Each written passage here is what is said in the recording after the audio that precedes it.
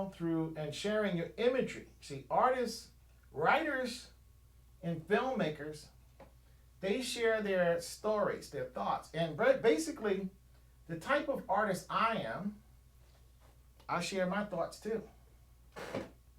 I share my thoughts. And I share my thoughts through images. And unlike a filmmaker has to say everything they have to. They have 90 minutes, and nowadays they have like 2-3 hours sometimes when these films are really long. The music person generally has about 3 or 4 minutes to make a song. They can say a lot of words, create their imagery, tell their story. But the artist has one frame. I have 4 corners and 4 sides. I have one frame that I have to say everything I can say. Now, the thing about it is I'm talking. The great thing about a visual artist is that I don't have to use words. I'm not confined to language.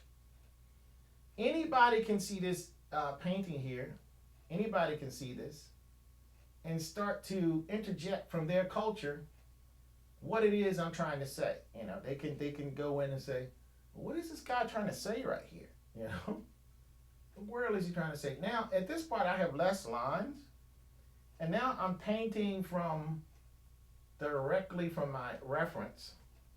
And I kind of like this too because it's more spontaneous. So, like I said, there's always something there, and it's always good to try different ways to create things. You know, try different ways to create things. Not everything has to be done as, you know, step 1, step 2. I tell people who like come to me, they say, hey, I want to learn how to paint too. You know, can you show me how to paint? And then they want me to show up step 1, step 2, do this, then step 3, do that. I don't think that's a good way to learn how to paint. Personally, painting, most people who actually become professional artists probably have been painting since they were like young, very young. At least I was anyway. Painting since I was very, very young. So, and when that happens, you're like 5 and 6 years old, you know, 7 years old, and you're painting. You know, you're not doing any formal education. And actually, with me, my paintings actually look like something at 5 years old. Now, some people, their paintings, they can be an adult. Their paintings don't look like anything. Well, when I was young, my pictures actually looked like something. You know, I didn't have like horrible pictures. I had pretty interesting pictures that I was creating even at that age. But how did I get there? Well, I'm gonna tell you. I'm gonna go ahead and just tell one of the stories when I was young and how I got into art on this session right here. Basically, what I was a curious little lad. I'm gonna start my story like that. I was a curious little lad, but my parents, you know, they were Christian people, good Christian, solid Christian people from the South. You know, and they was my dad and parents on a coffee table in our living room. We used to keep this large Bible. And inside of that, and my mom would keep it open to a certain passage. And I would sit on a coffee table. That's the main room in the house. It's the most important room in the house, especially back in the day. But in this particular Bible, it had leather. It was big, it was gold. It had gold gilded leather on the outside, which is very beautiful. So even when it was closed, I'm going to open it up because I'm a curious little fellow. And I open it up, and it's all these Renaissance prints, high quality, high resolution Renaissance prints of the master's work. You know, you had Leonardo, Last Supper, you had Michelangelo, the 16th Ceiling, you had everybody. You know, that's all of the Renaissance did was Christian imagery. So there was tons and tons of Christian imagery in there. And well-painted stuff, and it was high quality. And I remember, I must have been like 5, 4, shucks, I was younger than that because I was at the first place we lived. We moved when I think I was 9 years old, so I believe I was seeing these images like at 5 and 4, 3 and 4 and 5. Really, really young. And I was moved by the images, you know. I was impressed And I feel like the spirit of the old masters jumped out of the book and jumped into me, sort of. I kind of feel, I've always felt kind of something like that might have happened. Because that's how I was impressed by the images. And I think, I don't know what I said to myself back then, but the basic gist of it is that I want to do images I want to do stuff like this. And I think I asked my parents questions like, hey, who made these images? I mean, I didn't know anything. I knew there was photography, back then it was like Polaroid cameras and things like that. And so I didn't know if these were images made by hand or what the technique was, or was a camera involved. And then of course they were painted. So I found, okay, these are painted. Of course, when you're that young, your parents don't necessarily have, paints for you. What you get access to is pencils, ink pens, things like that. That's what you gain access to. So there was plenty of that kind of stuff laying. And of course, you're kids, so guess what? You got crayons, they have color. And I used to sit there for long periods of time in my, I had a room, and I think it was facing the sun a certain way. And through the Venetian blinds, the sun would come and hit the hardwood floors. I used to sit on the floor for long periods of time when I was young. I mean, long periods of time. And just look at how the sun was coming through the Venetian blinds and hitting the floor and interfacing with the atmosphere of my room. And, it was not the smallest room. It was a spacious room. I used to share it with my brother. And, it was enough room in there to let the light kind of play around, with the space that was in the room. Okay, so on the one hand, I could go out into the living room on a coffee table and I could see the works of the old masters. And on the other hand, I had these crayons and I could just lay on the floor and just stare at the light the way it would come in through the window and just be kind of mesmerized. Now, was I already set up to do this kind of stuff? I mean, did the actual painting, was I aware of this? And therefore, when I saw it, it just sparked something? And I was going to probably be a person who draw and create anyway? I don't know. All I know is it happened this way. This is the way it happened for me. And I do know my experience. And that's what it basically was. It was an experience. It was essentially, what it was me reacting to imagery around me. So now, I don't know if that was coming from me. I don't know if that was coming from the images that I saw from the Renaissance, that was in the old family Bible, which is a huge Bible. I think my dad still has that out at the house. But anyway, because my dad's in the country, I'm basically in the suburbs right now. And so essentially, I would just spend hours and hours just going through this album or this big giant Bible with and then sometimes my mom would have photographs in there of stuff, in the Bible or letters and stuff, but I would just go through the Bible and just kind of look at the Renaissance. I wasn't reading the stories at all. I was getting the Bible stories from the pictures. I was getting the whole story from the picture. Whether the picture was accurate or not, that's what I was getting. Because I wasn't interested in reading at that point. I was interested in reading the imagery. So I was reading the stories as the Renaissance artists had painted them, as per my parents' family Bible that was on the coffee table. And that's how I started learning about art. So was that an art history lesson for me? I would say yes, it was. In a sense, it was an art history lesson because I was exposed to high-end images because that Bible was a very expensive Bible. It must have been given as a gift or something. Maybe it was a wedding gift. I don't know what it was. But it was a very nice gift because it was a very expensive one. That's back in the day where you could buy that kind of stuff. I don't even know if they make stuff like that anymore, of that quality and that magnitude, I mean, it's definitely a family treasure kind of Bible, just in the craftsmanship of it. The Bible itself was a work of art. It was a book full of art treasures. That's the way I looked at it. I didn't look at it as okay, this is religious iconography. I looked at it like this is a book full of art treasures. And every time I go to this book, there is a feast for me to enjoy. And I would go to that book almost every day, all the time. And, just kind of marvel at the images that was in that. I would just marvel at it, because I was having what I called an art experience and didn't know it at even that young age. Now, what I'm going to do is I want to paint all the way to the edge. So I'm going to move this painting out so I can paint to the edge. And to do that, what you do is you lift this up a little bit. You pick the painting up so it just sits halfway off of the ledge. And you push this down tight enough to hold it, because this is sitting off the ledge too.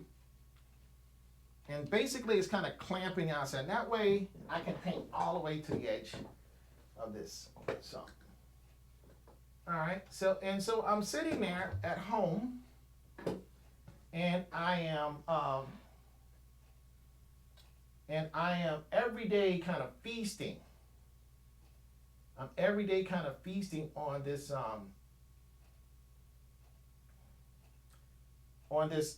this Renaissance master's book,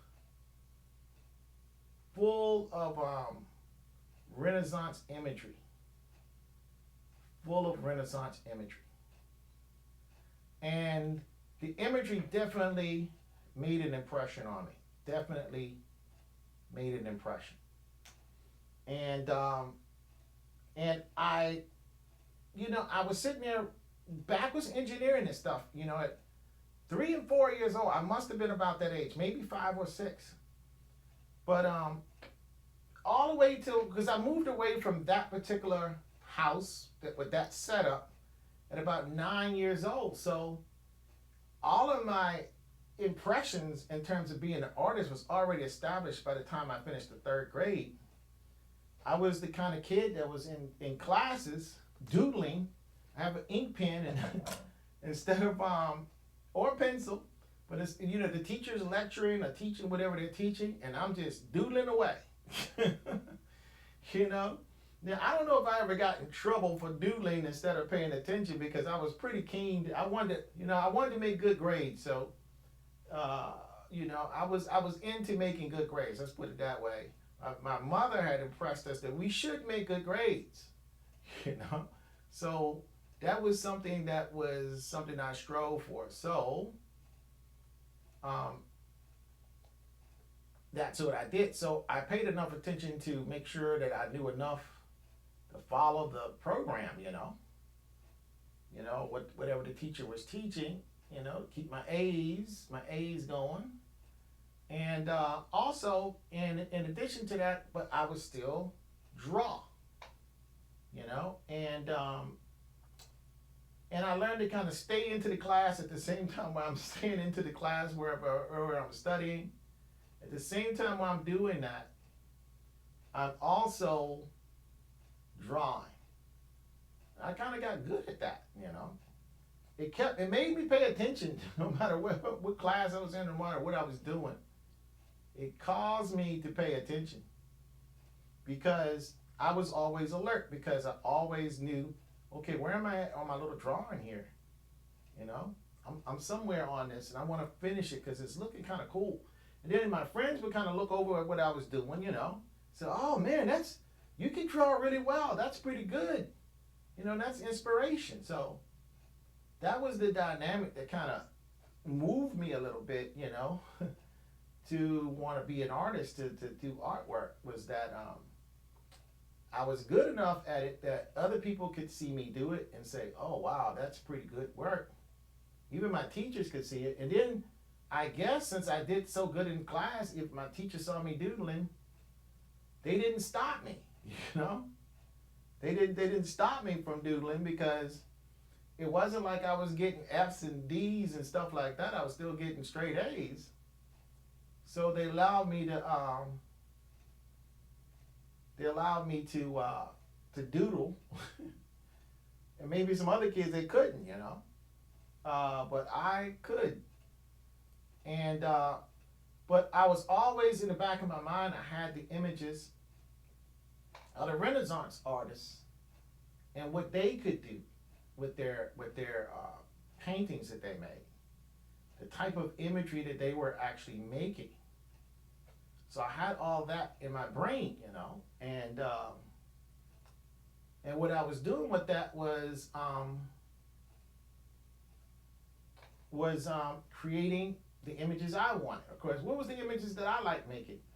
You know, a dude with an afro pick in his hair, driving one of them GTO road runners, with the fire blast coming out of the exhaust and all that stuff.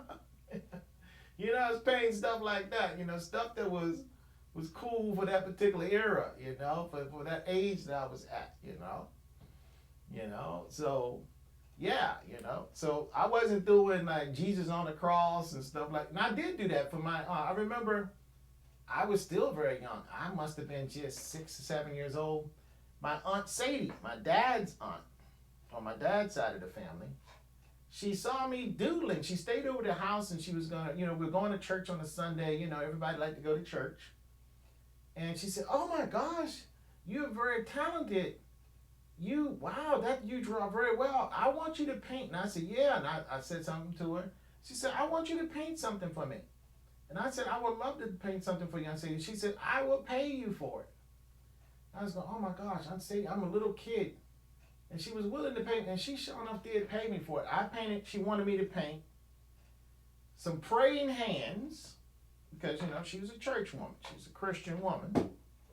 She wanted me to paint some praying hands with the Bible and a white rose and the hands in front of the Bible. And I don't know, I just like this, I kind of added a background to it. Oops. And that's how it went, you know, I mean, and I think it was a collaborative thing there. It was a collaborative thing where she was telling me what she wanted, and I would make some suggestions, and it just went down like that. And that's why it's important to have your paint dry before you get to this area, so you get a straight piece of paint somewhere. You don't mess up your painting. You got to repaint that. You basically just wipe it off, because I'm working in oil, so it doesn't dry that fast. Okay, so now I have all of this kind of like the basic design of how I want this to go on this side. Now what I'm going to do is go in and just go in cleaner. A lot of times you just got to get it nice and close with this. Get it nice and close. And just clean your brush strokes up some. So I'll be going in there cleaning my brush strokes up. Because I don't want the brush strokes, you know, when I'm doing this kind of work like this, I don't necessarily I want the brush strokes clean, but I want them to actually be where they need to go. And that's more or less pulling away and just getting a feel for how I want everything to go down. And just kind of allowing my creative forces to intuitively pull me towards where I'm going to put my marks. Then after I do that, this is my process anyway. Then after I do that, I go back in like this, and then I technically paint that a little bit better. Because when you're being creative, when you're putting the marks where they should go, you're not necessarily technically doing it, because the second you start painting technical, like I said, you get close. You're not painting like even though I'm using a small brush, I was using my whole arm. Now I'm just using my wrist, and that way I have more control, but it's less intuitive. It's much more technical. And what I'm doing is just reinforcing some of these marks, making sure they don't look squishy, but look like nice, solid, dark, rich paint marks. So that's basically what I'm trying to do here. Just go in and just get that, clean up some of these marks. Just make them look more, let's say, professional or slick. or nice, you know, because that's what people expect. They expect your paint to look, you don't want it to look whooshy. I've seen paintings where from a distance, the painting looks nice. I mean, oh my gosh, that painting looks very nice. But then you go and you get closer to the painting, and things starts looking whooshy looking. So like I say, there's two games to painting. There's the close game, and then there's the far game, you know, and that's when you're about 3 to 5 feet. For a painting like this, you're about 3 to 5 feet away or more. Because like I said, when she have this up on her wall in her home, her guest is going to come over and see it, or she's going to see it, or whoever has eyes that come into her house is going to see it. And they're going to be impressed a certain way from the distance that they originally see it. And oftentimes, if the painting is done well, and I hope this is done well, the painting is going to lure the person in for a closer view. When that happens, you know that the artist has done a pretty good job. People are looking at it.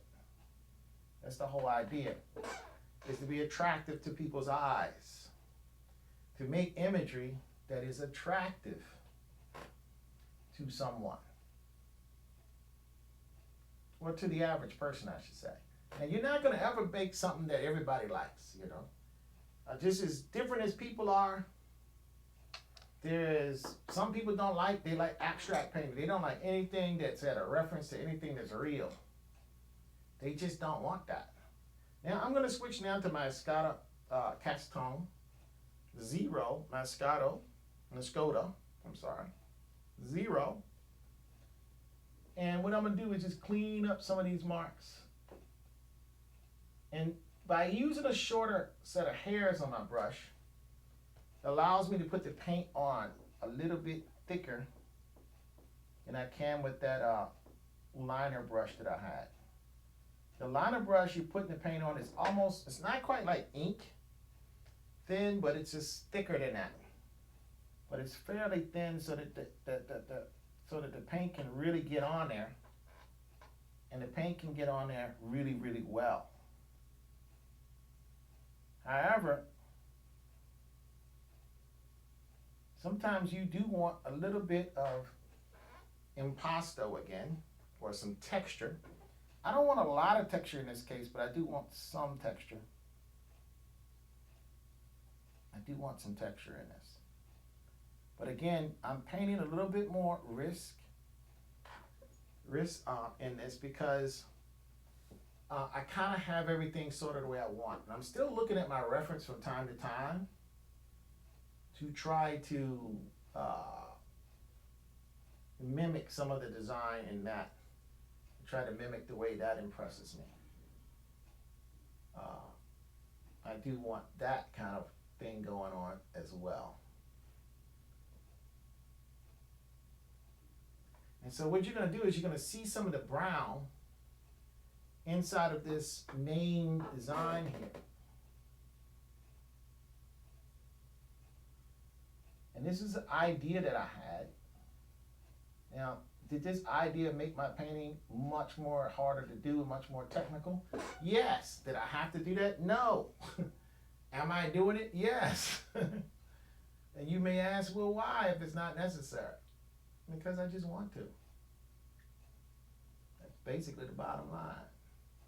I like to experiment. You don't learn anything if you don't go the extra mile. You don't put the effort and the work in something. You know, you don't try something new. You know, you say, okay, I know how to paint this really fast. I can do this. And then you go to the next one. Okay, you're kind of doing the same thing different ways. But how do you grow as a painter that way? Well, you don't grow as a painter that way. Because you're good at doing a certain portrait a certain way. And a lot of times, most people paint the portrait, all they paint is the face, kind of sketch in the background. And they might even really focus on everything like I have. They'll just kind of get the eyes in because that's the part that makes most people kind of resonate to that and say, oh, you got it. That looks like them. And then the nose is a little wonky, the lips is a little wonky, and then you kind of gesture it in. Because when you gesture it in, you're not putting any information, you're not putting that much information in there. You're just not. And less information, the brain fills out all of the rest. You know, the brain kind of goes in and says, oh yeah, this is how this would look. And it does, your brain does a pretty good job. It's kind of like a dream. Your brain does a good job of making it believable until you wake up. Okay, so how do you, when you're looking at a painting, how does the person wake up? The way they wake up is they start getting really, really analytical. You know, and usually that's with another artist looking at your painting. They go, oh yeah, he did this, he could have done this, but then he did that, you know.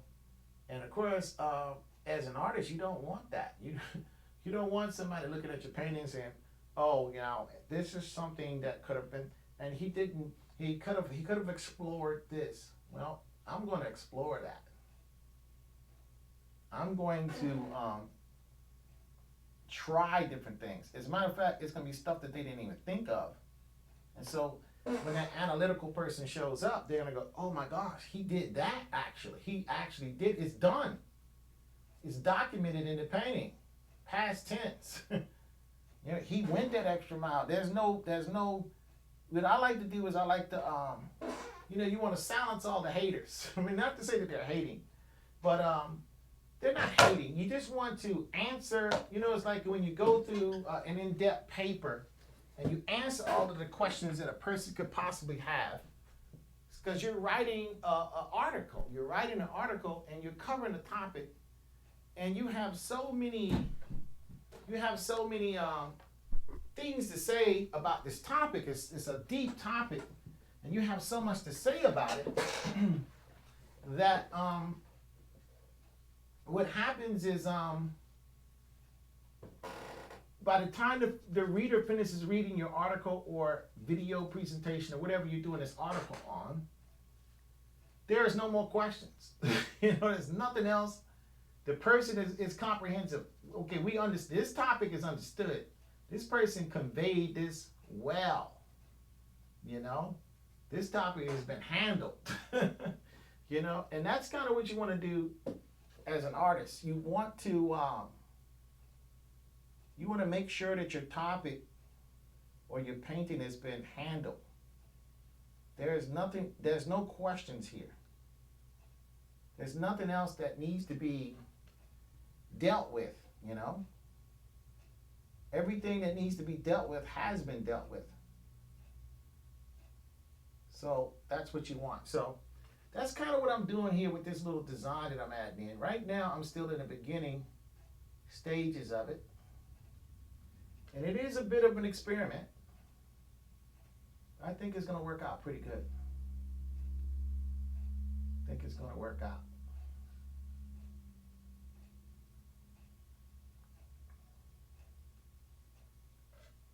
And of course, if it doesn't work out, I can always just wipe it up and start over again with something else.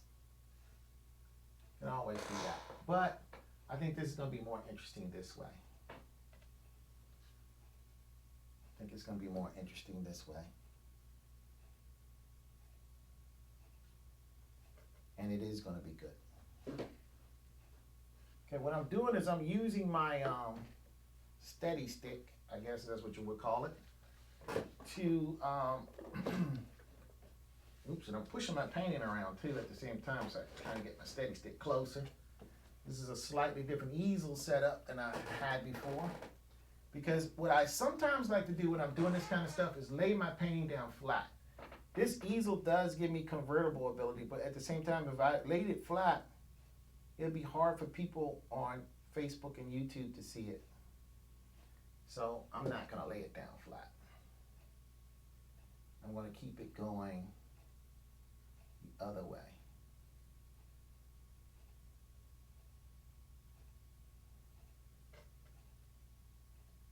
I'm going to keep it going perpendicular to the floor and perpendicular to the camera so you guys can kind of see everything that I'm doing here.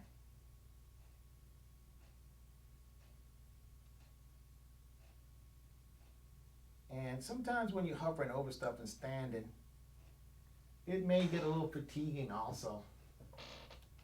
And then also you might have to put your palm down on it, and that might not be the best thing either. because you could be, putting your palm into paint that you just painted.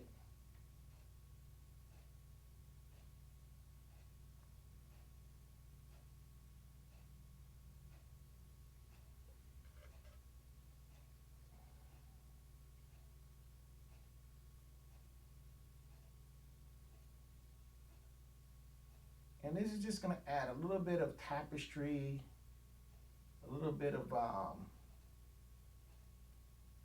just something different, a different element, different kind of way of painting. I don't know if I'm painting this so much a different way. I'm kind of painting this still in a similar style, but just employing a slightly different idea in it, in terms of the images that I'm making. The type of marks that I'm making, I should say, on the canvas.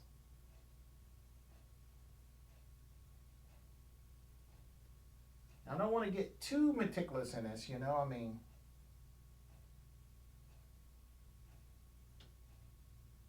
I give up.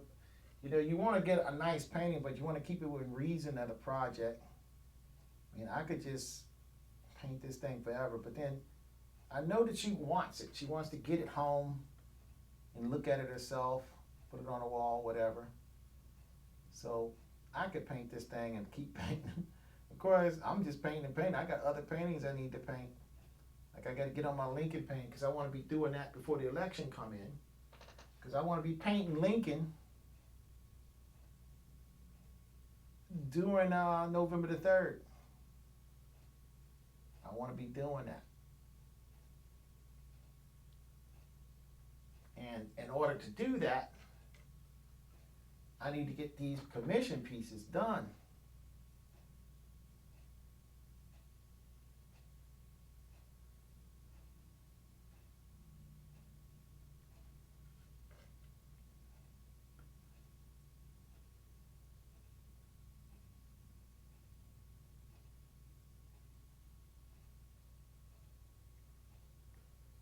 Now, what I probably would do is let some of this lace dry. Now, like I say, all this might get, I don't want to get boring, because if you're not an artist, you might not, and even if you're an artist, you might not appreciate just watching me do all this meticulous painting like this. I don't know. I don't know what people like. I just get on here because, I could paint all by myself in the room, all by myself, and just be like the lonely painter. Or I could just turn my, I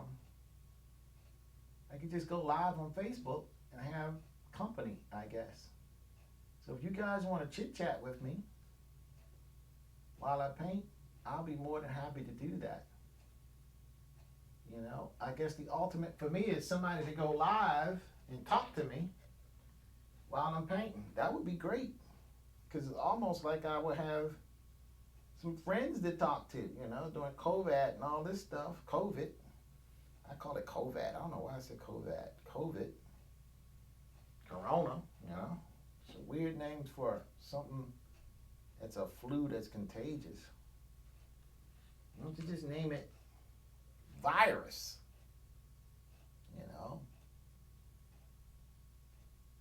They name the hurricanes by personal names.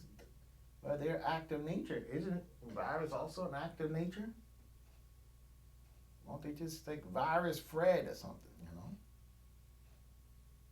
I guess it's too much like a person killing somebody. Or getting a person really beat up sick. Don't know.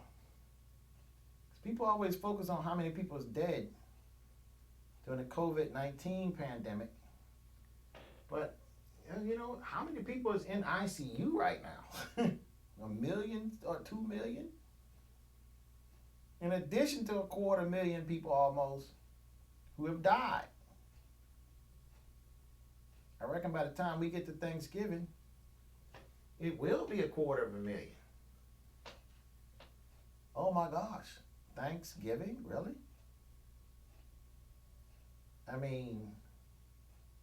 But I think by Thanksgiving we'll know how that election is going to go in the U.S. which is going to be a very interesting thing. I think that's going to be very, very interesting, because if Trump wins the election, I won't go ahead and just say that America is a pretty jacked up place, because this guy is full of so many immoral flaws. I'm going to just say it is, because it seems like a lot of the evangelical Christians is really, really behind him. And it's because what he's doing is he's putting in their, I'm not going to say stooges, but I guess I have to say stooges. And because he's doing that, he can, I mean, it's like the Pied Piper. He's leading everybody off the cliff here. But he's playing some beautiful music while he's doing it, so everybody's following. And they're going to walk right off the cliff. But they're getting this beautiful stuff to happen, you know?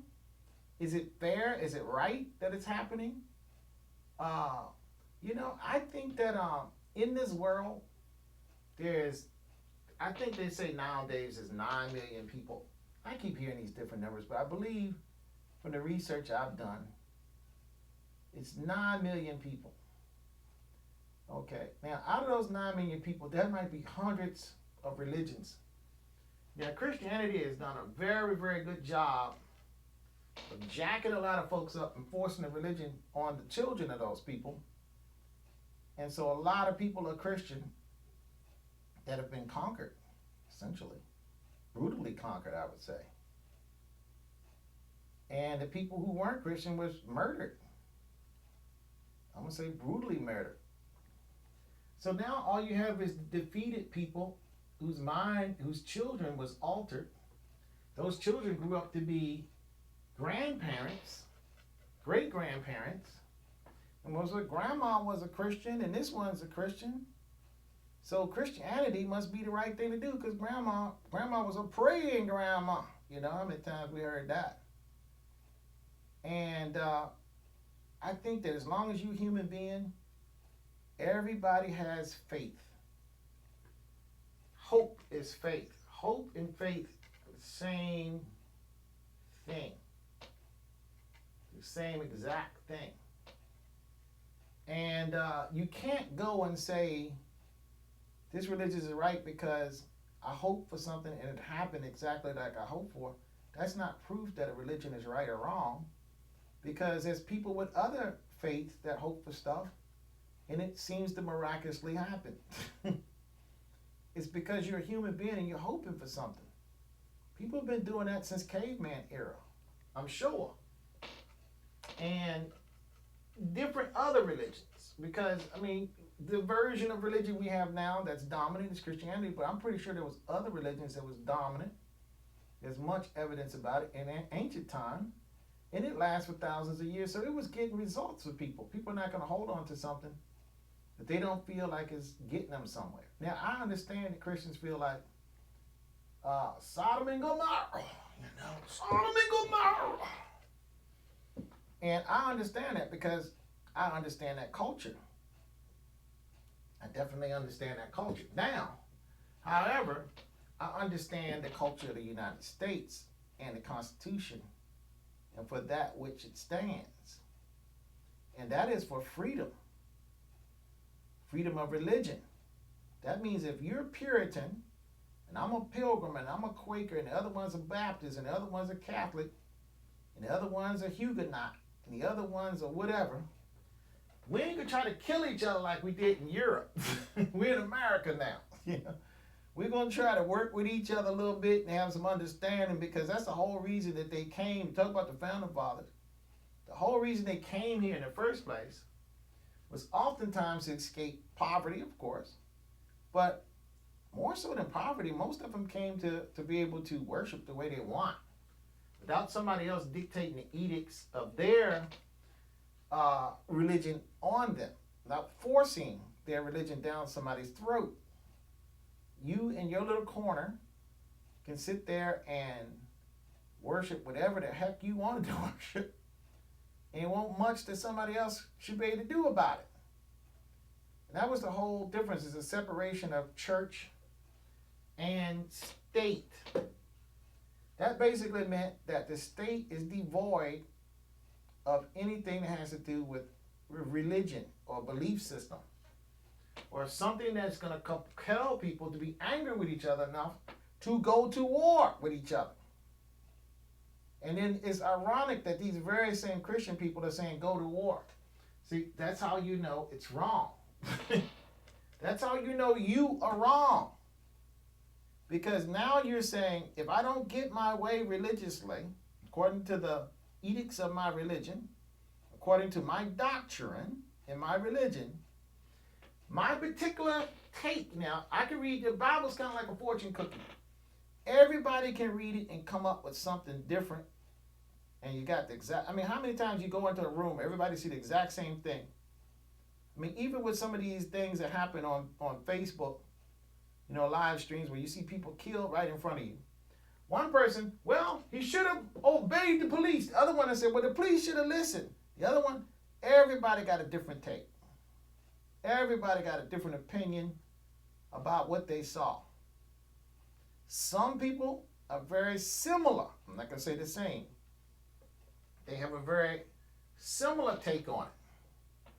And there's no necessary common denominator that will make every person have the same outlook about what they saw. There's no particular common denominator on that. It's just individuals and their personal experience. Now, what happens when you have a book that has a set of plays? You know, it's just like anything else. When you're playing basketball, one guy thinks they've been fouled. The other guy thinks that's fair play. And so he's sitting there waiting for the ref to call a foul, and the ref don't call a foul, the other guy shoots and wins. But dude, you should have went for the play. You know? So you have certain rules.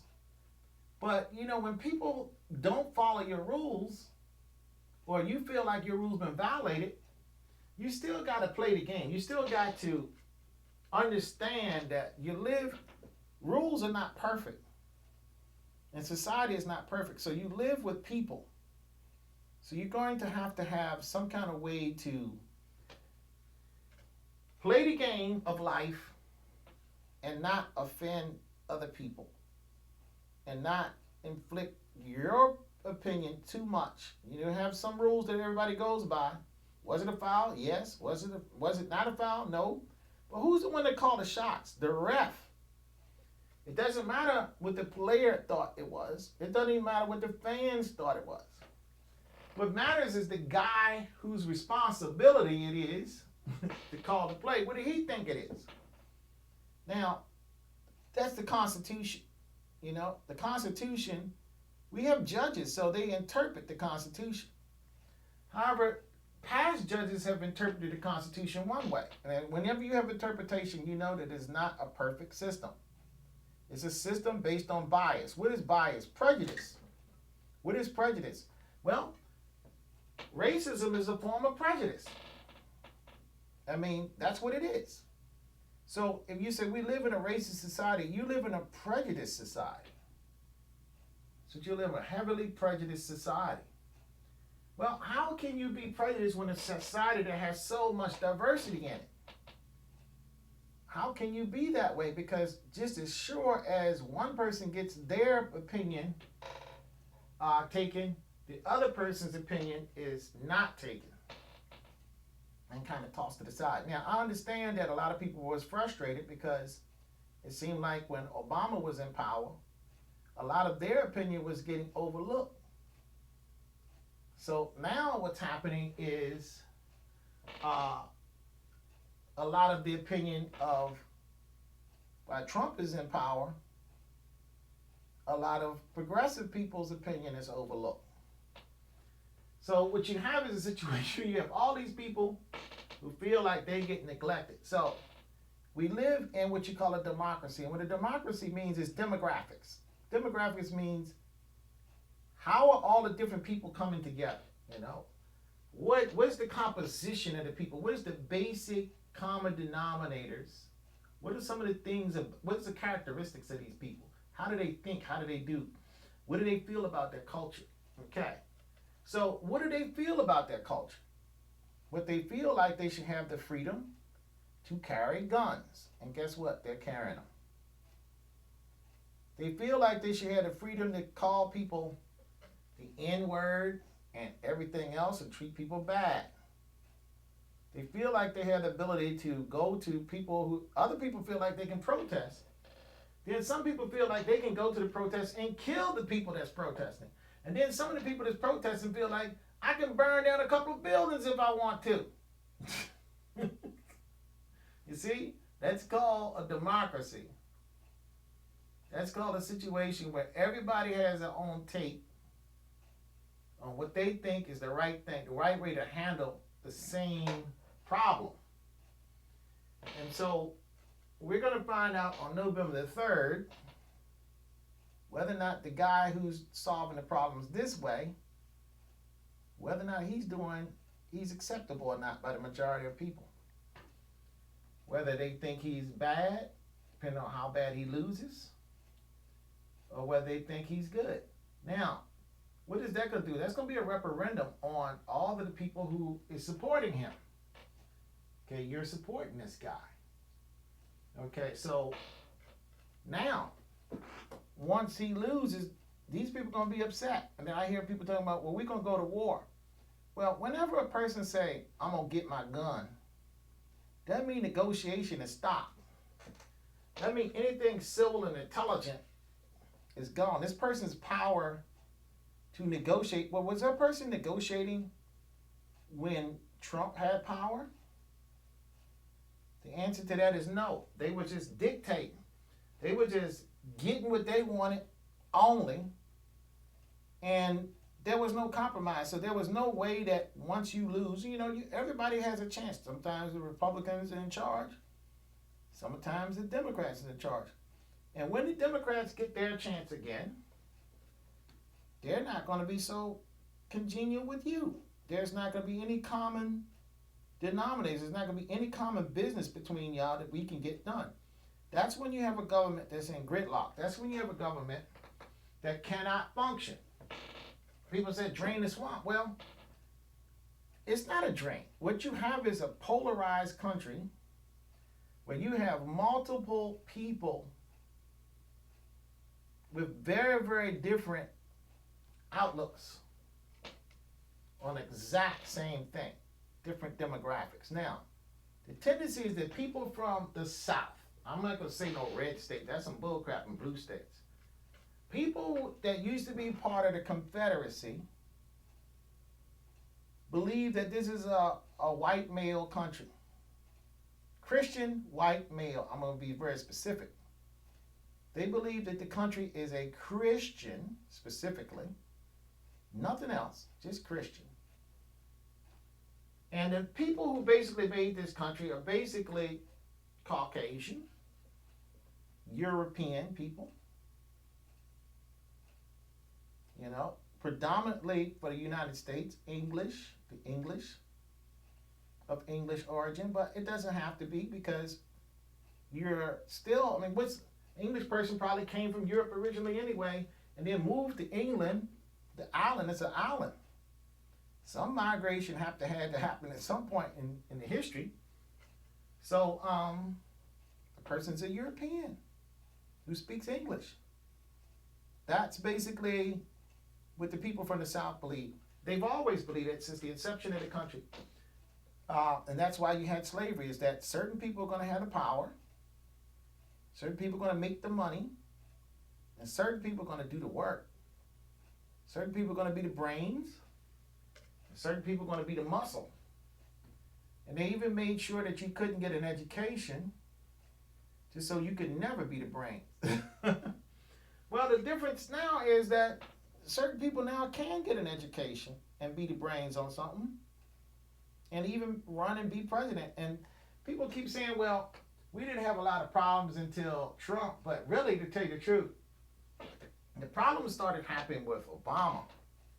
And the reason the problems happened with Obama is because he was a person who was from the stock of people or the ethnic group of people who was supposed to be the slaves, who was supposed to be the You know, they're supposed to be the bottom. They're supposed to be the people who are, you know, below the other people. What happens when you get a guy, not only does he become the president, does a pretty good daggone job of it. Matter of fact, he does such a good job, he shows up a lot of the status in terms of what people think he should be able to do as a person, as an African person. I mean, his dad was Kenyan and his mom was white, so, but he looked like an African American, what we call today an African American, because we call stuff. I think every American is an American. I don't think there's any such a thing as a white. The word white needs to stop being used. The word black needs to stop being used. Ain't nobody a color. And ain't nobody. Americus was the guy who was a bad map maker, cartographer. He sucked at it. And when Christopher Columbus got back to Europe, he says, was I indeed in India? Because we still call Native Americans, indigenous people of this continent, we call them Indians today because they thought they met people from India. They literally thought the people that they were trading with were from India. And Christopher Columbus did not discover America, he discovered Jamaica. That's where he discovered. He didn't discover America, he discovered Jamaica. And there was Pedro Alano Nino leading Christopher Columbus ship, who was an African Moor living, yes, Moors lived in Spain. Don't believe me, go to Spain, look at their museums. They got a long history there that goes back to just, even to the Dark Ages, to really after the Romans fell. The Moors was there. The Moors, it could be argued that the Moors was there in España. España means expansion in Latin. It means to expand. That's what it means. It means to expand. So it's the expansion of the Roman Empire. That's basically what you got. The expansion of the Roman Empire. Okay, so now you got the expansion of the Roman Empire. Those were Romans. Now everybody knows that Carthage was a city on the other side of the Mediterranean. There was a guy named Hannibal. Well, Hannibal made friends with the people, the Goths and the I guess Druids. I don't know what they were, but the indigenous people of Europe, not Romans, but they were indigenous people of Europe that was there. Hannibal was from Africa. Everybody think that the people that was in Hannibal's army, when I see the coins of Hannibal, the guy got dreadlocks, big old lips, thick nose. He looked really like Nigerian African. I mean, he looked West African through and through. That's what it looked like to me when I see the coins with elephants. I mean, where do elephants live? Natively. Africa, deep up in Africa. They're not up in the desert. They're down there deep in Africa. That's where the elephants are. Okay, the big old grasslands and sometimes even some woodlands and stuff. That's where the elephants are. So, okay, so we know that they brought those elephants to Rome, and they took them over. To Europe. And they basically, Hannibal was poised to conquer Rome. And for whatever reason, he had Rome in his grips. All he had to do was just ride in and take it. And for whatever reason, he did not seize that opportunity. He decided it was too beautiful of a city. From what I read, he decided it was too beautiful of a city. And that it would just be a waste to go in and just waste that city like that. So what he did was he hesitated. And in hesitation, it gave the Romans a chance to get in position to kind of basically do a blocking action. And then of course he ran out of funds to keep his army going. And he had to go over to Carthage to get some more funding, which they didn't give it to him. Now, Carthage did have a relationship with Syria, Turkey, what was to be eventually called Syria and Turkey, and areas of the Levant. And this is before the Moroccans. And what happened was Europe was basically not Christian, not Muslim. It was basically the religion of the Romans, which is basically Jupiter, Venus, people like that. You know, Apollo. You know, we got the Apollo missions that go to the moon. We got all that stuff. That's basically what the Romans. That was their religious system. And what happened was those people didn't go anywhere. When I'm sure that that Hannibal went back over to Africa, to Carthage area, and that's where he lost his last war. I believe it was a different army. I'm pretty sure that a lot of his men that was with him in the theater of Europe stayed there. They made, and his brother, who was a Barker also, was stationed. His father was stationed, guess where? In Spain, even before Hannibal's day. So they've been fighting, you know, the Punic Wars have been going on for a while, you know. Wasn't something new for Hannibal. I mean, his father was fighting, his brother was fighting. Stuff been going on for a little piece of time, you know, hundreds of years. And this is BC. This is before Christ. This is before even the fall of Egypt. This is before Julius Caesar. This is before Mark Antony. This is before Cleopatra. This is before all this. You had this African guy putting a serious threat on the Roman Empire, which is the mighty, mighty Roman Empire. So these people were, you know, people when they traveled back then, they had their wives, or they would take wives from some of the native people. We see this when the Americans even went to places like Hawaii, you know. You know, they get Hawaiian wives, or they're in the Philippines, they start getting Philippine wives, you know. Even when they come to America, there's Pocahontas, you know. You know, people start kind of getting with the native people, and you created a place called, if you go to southern Spain today, the people look browner than they do in northern Spain, where the people look more Germanic looking in their basic phenotype, I should say. So you can see kind of how Spain developed. The southern part, which is part of the part that's influenced by Moors, and probably some of the people were coastal people back in the old days. They traveled, the best way to travel, the furthest, was by sea, you know. That was the best way to travel. So that's how people traveled. I mean, that was the basic modus operandi. You know, that's kind of how they did their thing back then. And so places like Barcelona is going to be your #1 location in those days. Places that's more inland Spain, it's going to be places that's more developed later, in later periods. Not necessarily like places like even Madrid would be later periods, you know, of conquest by perhaps a different group of people. And then all these cultures come together, kind of like what happened in the Americas. You have the French come in. You got New York. I mean, it's New Amsterdam. That's what it was.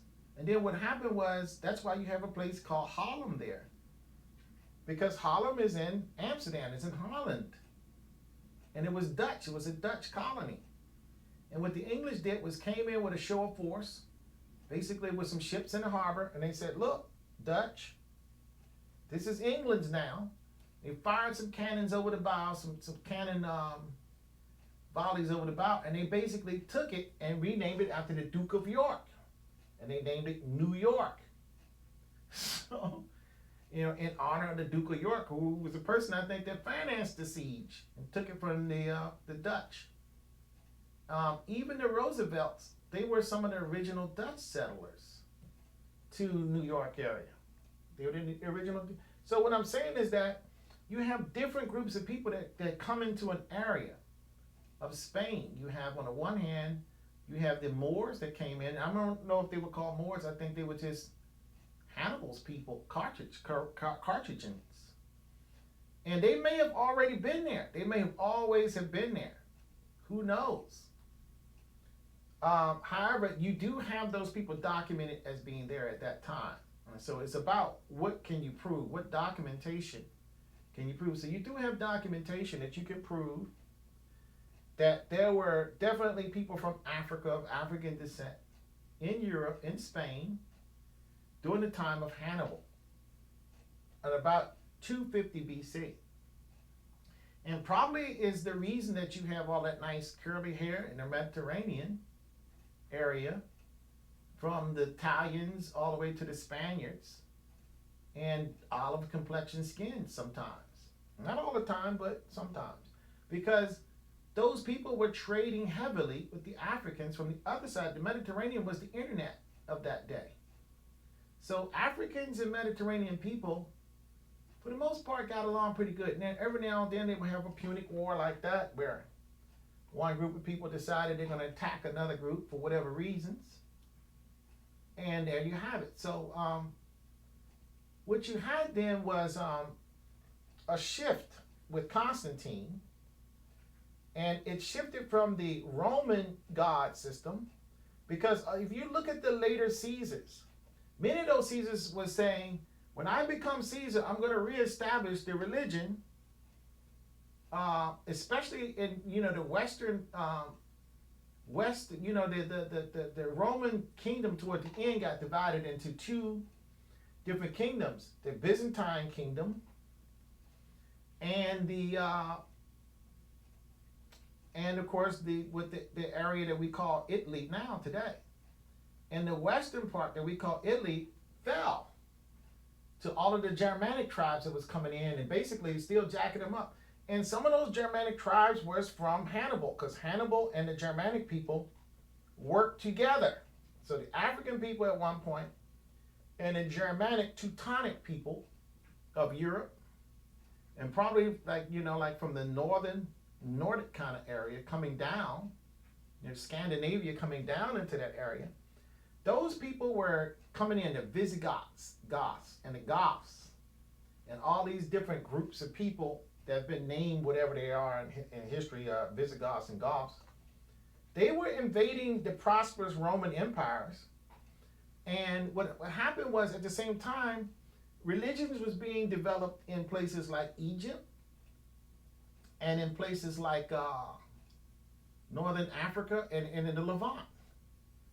And a form of Christianity had started called, what was it called? Kathos.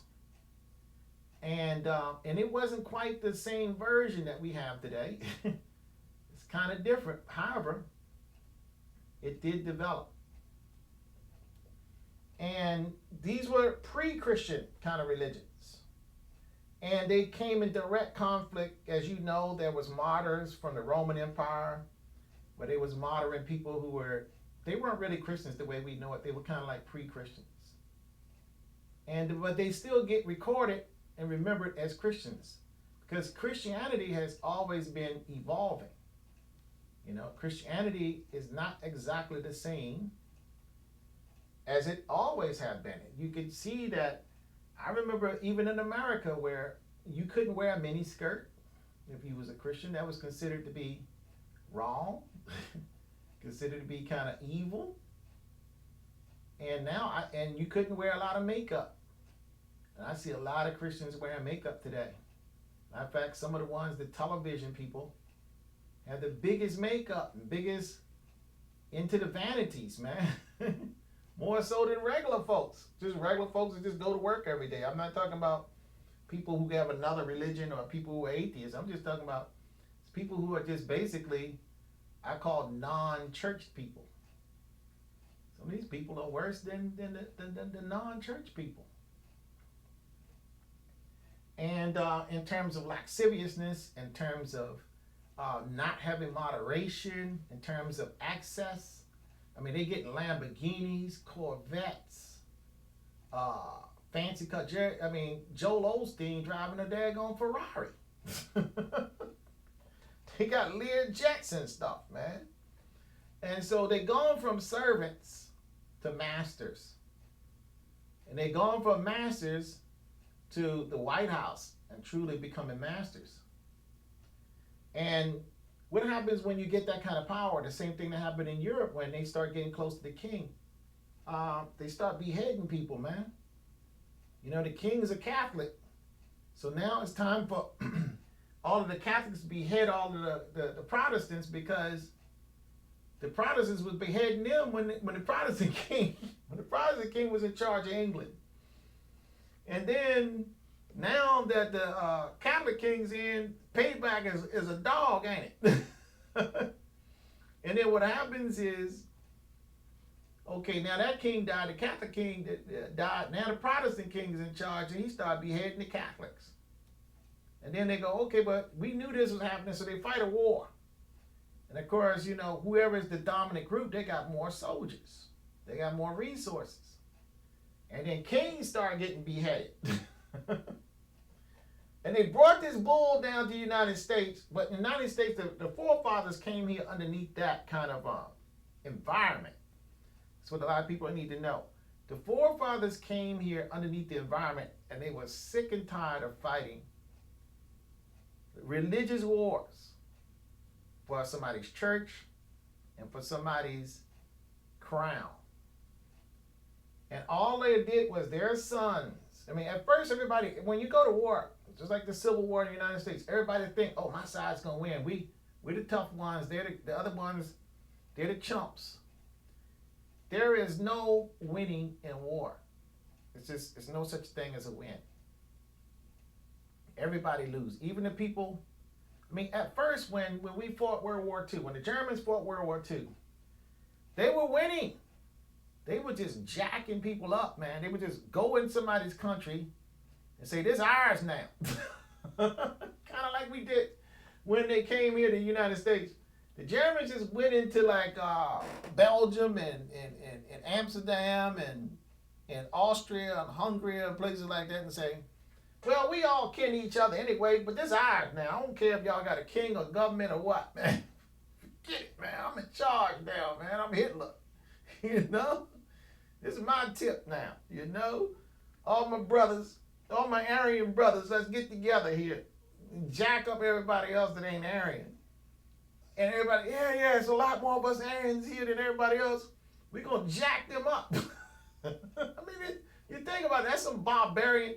You know, then these same people came to the United States and called the Native Americans barbarians. But what in the world were they doing in Europe? Was that not barbarianism? And then even after that, after they called people barbarian, took their stuff, civilized them with Christianity, then they went and did all of the junk they did in Europe with the Nazis. But everybody else is barbarian. You know, everybody else is barbarian. But surely I'm not barbarian, even though I had gas chambers just gassing people, and I took all of the sick and the helpless people, and I basically, just took them into a lab and just injected them and killed them. Because why? They was born lame or retarded or whatever. Or, didn't have he wasn't 100%. So it was necessary for us to just eliminate him because he dragging the society down. Because they always use that excuse to kill somebody. You're dragging the society down. Therefore, we got to just eliminate the extra baggage. We got to kill you, man, because, I'm tired of daggone footing your bill, man. Well, bills is a man-made construct. They don't exist. Such a thing as when you were born, all you had was your mother's breast, and that's all you needed. When somebody said, okay, I'm going to get you a bill, that's a dude that decided, hey, man, I don't have to work. Donald Trump doesn't work. I can just get this big wad of money somewhere. Somebody can give me a loan. I can bluff my way because I'm a pretty person. I'm blonde and blue-eyed. Look how pretty I am. And other people say, oh, yes, yes, you are the epitome of what we think a beautiful human being is supposed to be. We're going to just go ahead and give you a couple of $1 billion. Didn't your dad have some millions? Yeah, okay. And that's how Donald Trump's dad got money. I think they had a little something, but they went and got loans. They use other people's money. Man, rich people use other people's money. They don't use their own money. They use other people's money. And then they take other people's money and create more money. That's how the guy that does Amazon do it. He won't born with no money. Bill Gates won't born with money either. I mean, I think his dad might have loaned him like $70,000. He was a doctor or something like that. But that ain't Bill Gates kind of money that he got today. In order to build Microsoft, Bill Gates needed a heck of a lot more money than $70,000. But to get started, that was enough to get his first con going. To convince IBM to let him make the make Windows, make the MS-DOS, not Windows, but MS-DOS for him. And then after that, he was able to use other people's money.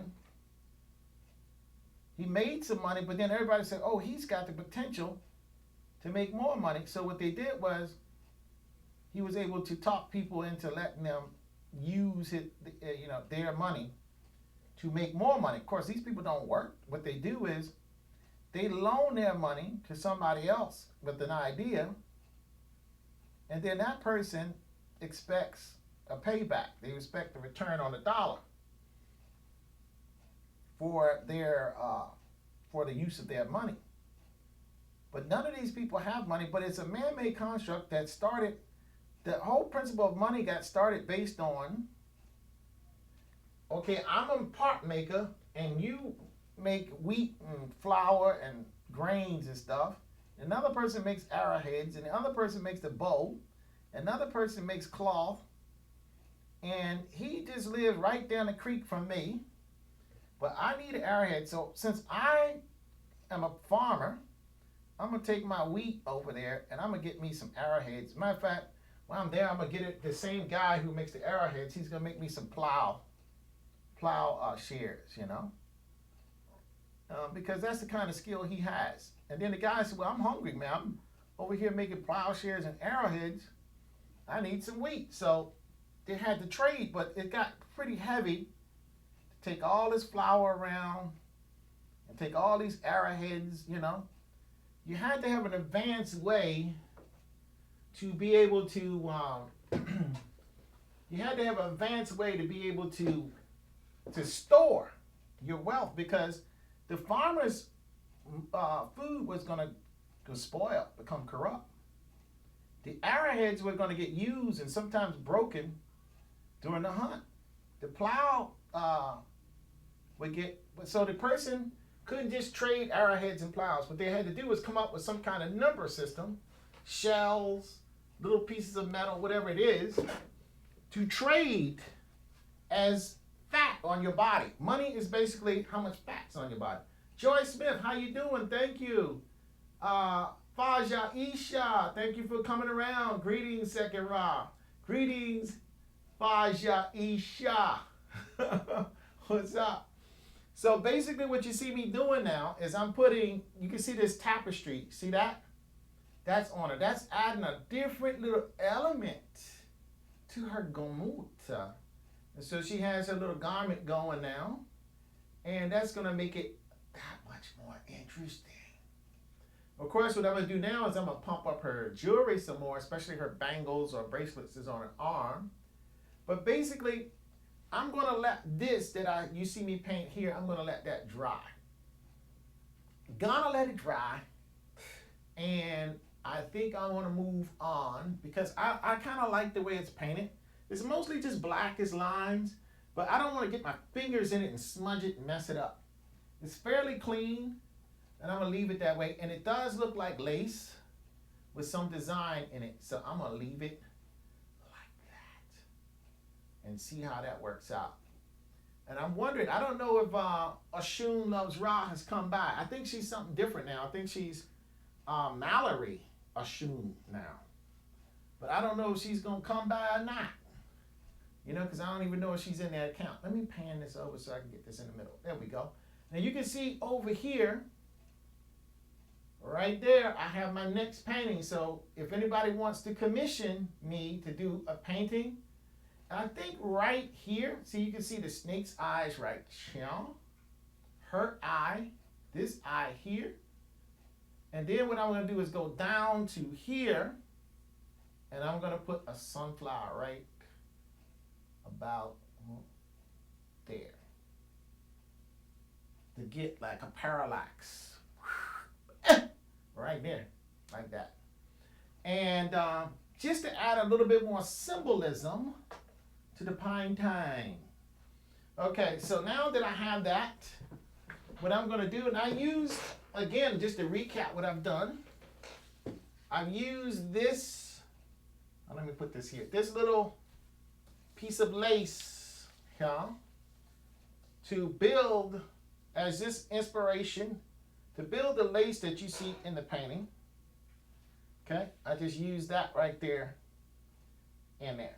Okay, all right, so now what I'm going to do is I'm going to put my painting stick down,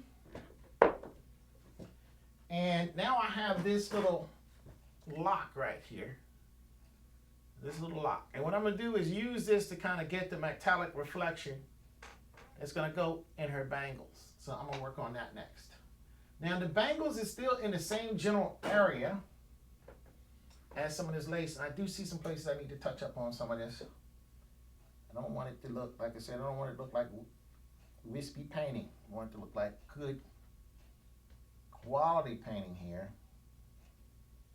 So I don't like anything all wisped out. So let me clean some of this up. Make sure it looks right.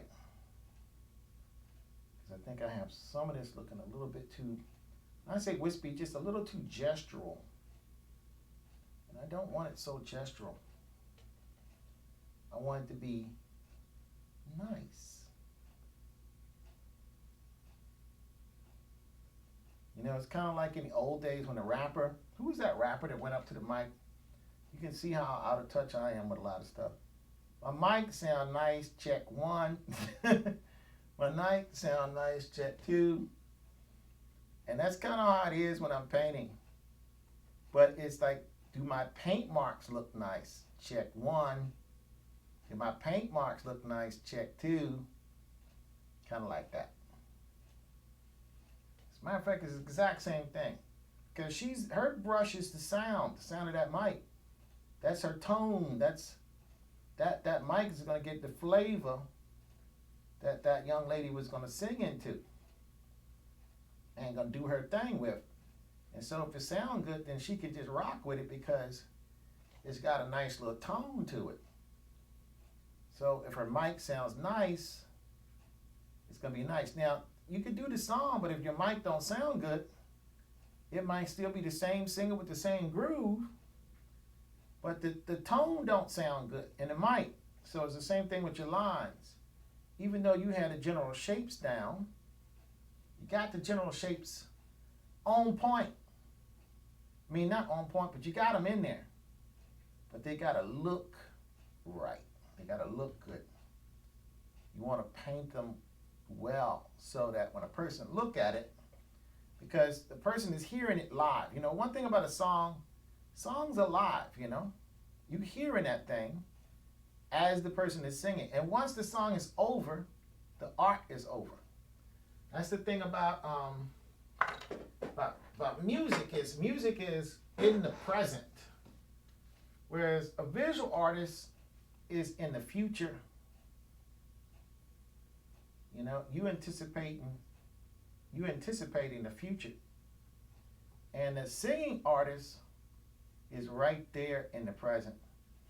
Now they can anticipate the future too, but just like now, everybody want to know what's the latest hit. You know, with music, it's about what's the latest music. Nobody wants to go back to, you know, the Shanana, the 1950s, you know, and put that on, listen to that all day. Now some people do, depending on where you are. But most people, no, they want to listen to the current stuff. And, you want to hear the current stuff. Why? Because music is very much current to the culture as it is. That's what music is, it's current. Whereas painting, you can look at a picture of the 16th ceiling and still be awestruck by it. Now, even with what some artists are doing, they're getting the 16th ceiling, and we do know of some prominent artists who are taking the old masters' work and giving it like a modern spin, and even introducing it to a separate culture of people. In other words, you have a collision of cultures. You have a coming together or understanding of cultures, with visual arts. And so I think that's pretty smart, actually. It's a pretty smart thing because you're tying the old with the new. And it's almost like done in the hip-hop vein when you do something like that. It's very much like in a musical spirit, of art. In the visual art spirit, they do want to always go on to the next thing. You went from the Renaissance to the Baroque, then you went from Baroque to Impressionism, then you went from Impressionism to abstract. You went from Impressionism to abstract. And, and there is something in that,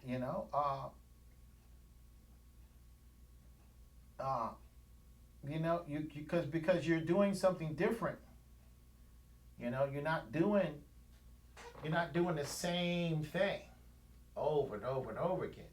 You're doing something different. So what I'm going to do is I'm going to start now looking at this dude just to get the cylindrical, like the curve of this, and try to, and I'm kind of going to translate this into a gold at the same time, so I hope, and at the same time looking at my reference, but really, to tell you the truth, the reference don't have a lot of details in this, and that's why I'm doing this, because you could just mimic what you see if the reference had it there.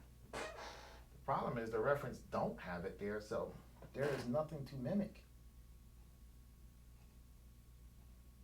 So what you have to do is you have to invent. And so that is precisely what I intend to do. And so what I'm doing is going in here with this little Escoda brush, cat's tongue, and with the tip of the cat's tongue, the very tip, I'm able, and I have the 0 Escoda cat's tongue, and this is the sable. And what I'm doing is I'm just getting a nice little shadow. I'm going with the darks first. I'm going into the nice shadow area underneath this bracelet here. Because before I was painting that wet on wet, and it got a little bit muddy on me. And of course, what you have to do is got to just let that dry. Oil paint, of course, takes a long time to dry. I was thinking about just getting myself an acrylic setup, just so I can move faster with these kind of paintings. I mean, I don't have to be married to oil. Don't have to. I could go acrylic, I don't have to stay just oil. And there's some different things happening with the technology of acrylic nowadays. It's pretty interesting. So, and I believe since the thing dries, the paints dry much sooner. It allows you to work faster. Half of the thing that slows me down with this is just waiting for the paint to dry so I can do the next step. I got to do something else. I can't really paint because,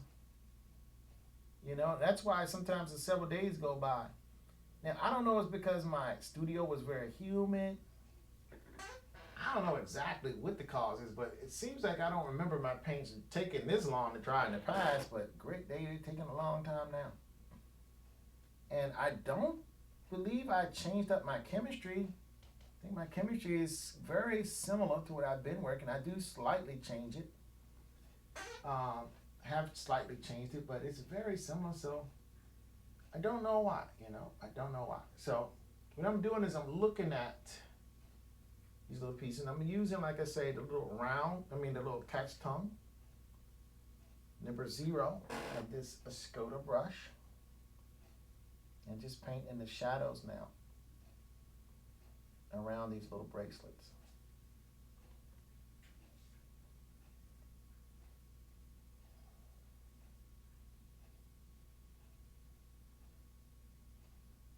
Just making them pop a little bit more, and that usually kind of gives you the impression of the jewelry because of the pop.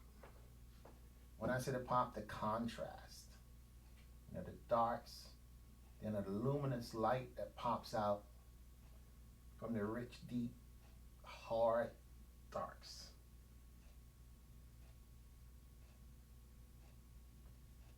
And that just gives it a little bit more 3D, gives it a little bit more presence. And that's kind of what I want. Because right now I have some pretty grayed out blacks in here. And I do really want some rich blacks in here.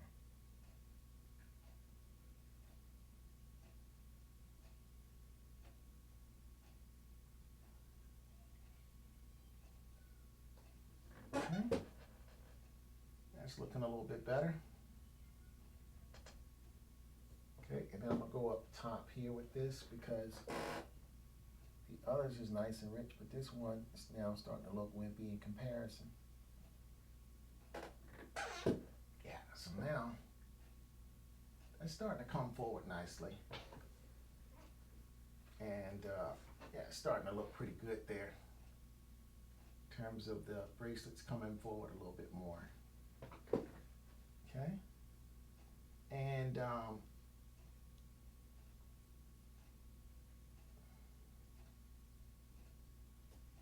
so now what I'm going to do is start getting some more modeling going on with this. And this is not in the photograph at all. And this is where I kind of taken a little bit of a risk because, she gave me a photograph. A lot of times, sometimes people want things that look like the photograph. And if you paint it a little bit, I'm not going to say wonky, but different, they're like, well, that's not how the photograph looked. But I don't want to paint something that looks like a photograph. I want to paint something that looks like art. And in order to do that, sometimes you got to veer off a little bit, the beaten path. Take a risk. Try to make that bad boy look interesting. And sometimes the thing just don't look interesting the way you got it. And my job as an artist is to make it look interesting.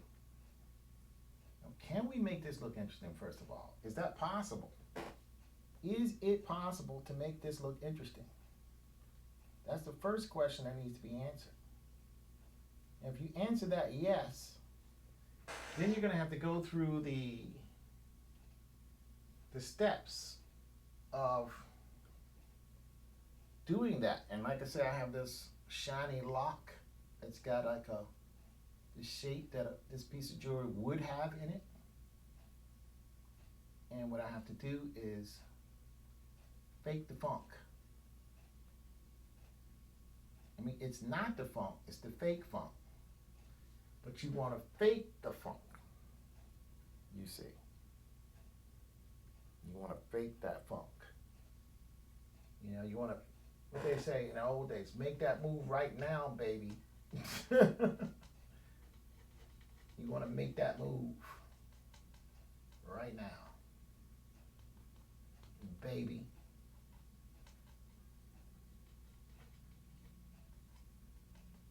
What I'm doing is getting a little bit of viridian green, a little bit of sap green, and a little bit of cadmium lemon yellow, mixing it with my black, and just with a little bit cobalt blue.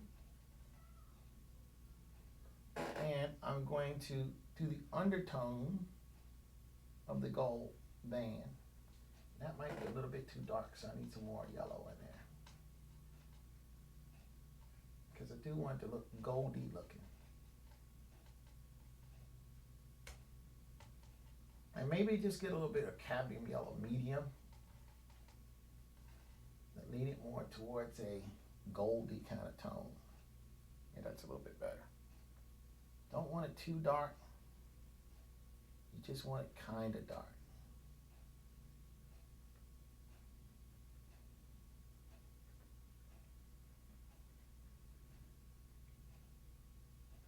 Now I don't want it to blend with that black that I just put on. I don't want that to blend, so I'm gonna try to keep this separated.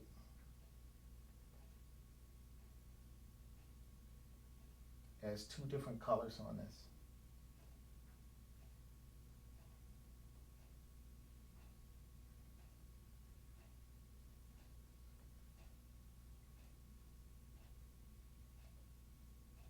And just get a little bit of this green color in that shadow, just a little bit of it. Okay, now it's not good enough if the black isn't black enough. The black must be dark enough. So I got my black looking a little wispy in here. And I'm gonna richen it up, make it really, really heavy dark black. So that we can see the separation in the bangle as I start to add some reflectivity in there.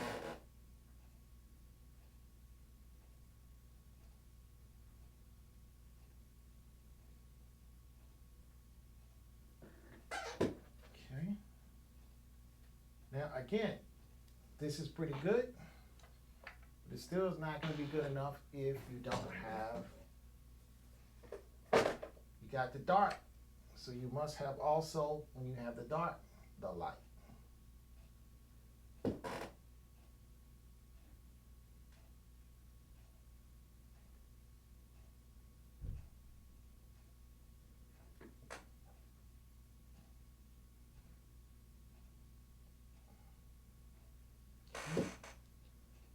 So now what I'm going to do is add, I'm going to go to my Raphael number 2.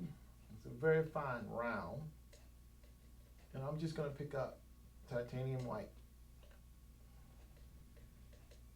Now I'm not going to mix it with anything because I know I got probably some mud somewhere in this.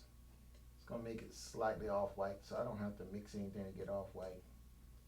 That tends to happen anyway, and then if it gets mixed, if I accidentally touch it against another color on the canvas, it's going to get off-white anyway. So there you go. So what I'm going to do is take this and grab some of these highlights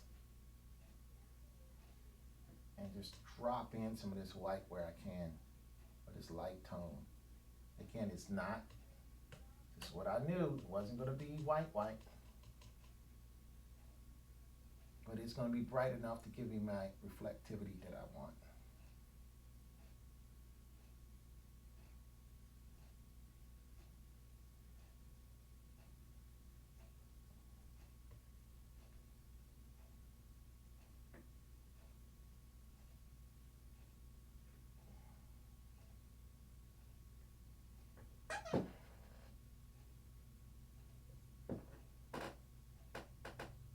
Okay, that looks pretty good. And I'm going to just put a few glints down here. Or maybe I shouldn't have. Well, I already have. I'm going to go grab my other brush. This is a little teeny, what you call a spotter brush. It's a brush with very short hairs, very small. This is number 18/0. That's what a spotter brush is. And I'm just going to use this spotter brush to kind of just little spots. That's basically what you want to paint. I'm not really grabbing any new paint with this brush. What I'm doing is taking paint that's already on the canvas and just trying to refine that, the way the marks look a little bit. Because sometimes your marks get a little bit off and you want to go back in and kind of take care of that. So that's what I just did with that. So I'm going on to the next bangle here. And again, I'm going to repeat the same thing I've done. I already got my dark image in there. So I basically got 3 brushes. One with white on it, one's a spotted brush and one with black on it. So basically it's two brushes that's primarily the main brush. One black and one white. Okay, so again, I'm looking at my reference image. And I'm gonna try to paint in some of this curvature that I see in it.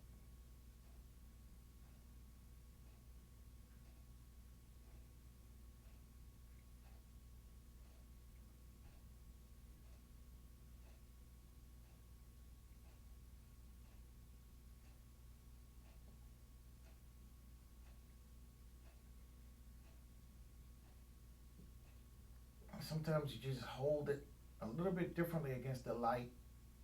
You get a slightly different look out of your reference piece. And that would allow you to make the next bangle look a little bit different than the other bangle.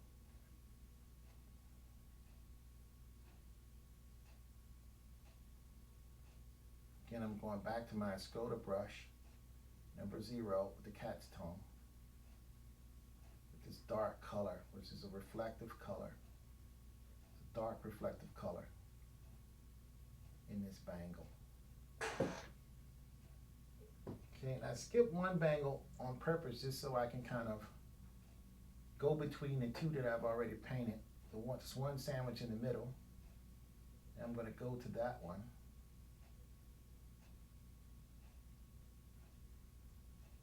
Now I'm going to kind of deal with it.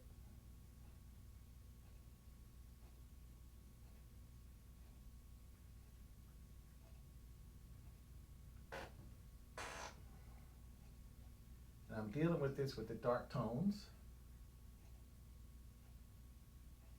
I'm just taking my time, just scooting this line over just a little at a time. This darker tone that I see all the way across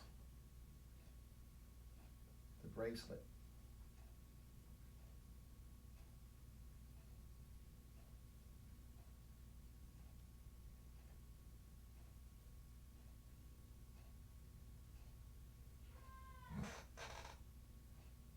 And that's pretty good. And oftentimes when you have this like jewelry like this, again, you might have to let it dry. The painting is basically done. It's just that I have to let these layers dry in order for them to be believable, you know. In order for me to paint another clean set of paint on top of it, I must let this layer dry. And if I don't let it dry, then it'll be very difficult for me to paint that clean layer in.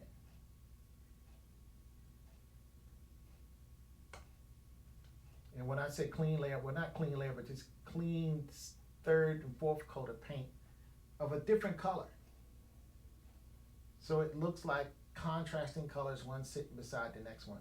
And of course, when you're doing like mechanical things, it is actually easier to paint that in acrylic than it is in oil. Oil lends itself more to organically painted things, like flowers and meadows and mountains and even people's faces and things like that. It's a little bit more tedious. It takes more time when you're trying to paint more mechanical images with oil. So when you have more mechanical images with oil, you have to be prepared to just wait for the paint, literally for the paint to dry. And now what I'm doing, and then also you have to be patient, because you can see I want to go paint more organically, so I start rushing this line. I'm not gonna say I made my line more wonky, but I don't want my line to be as organic. I want it to be a little bit more mechanical. Because again, this is a mechanical device that was most likely made with a machine, machines, not something that grew from nature, but grew from a man-made machine. It's created from that. And those things tend to have very geometric, straight lines in them, and they tend to be very contrasty in tone. There's a lot of contrast, and there's a lot of, you know, one harsh color next to another harsher color.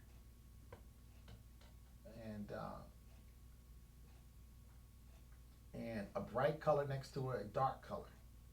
With almost no medium tones at all in the middle. It's just basically a light tone coupled in with a dark tone.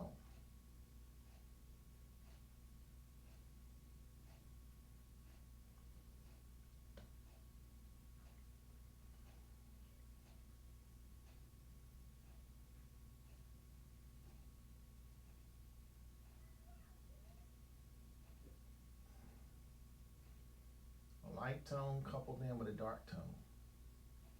That's essentially what you have.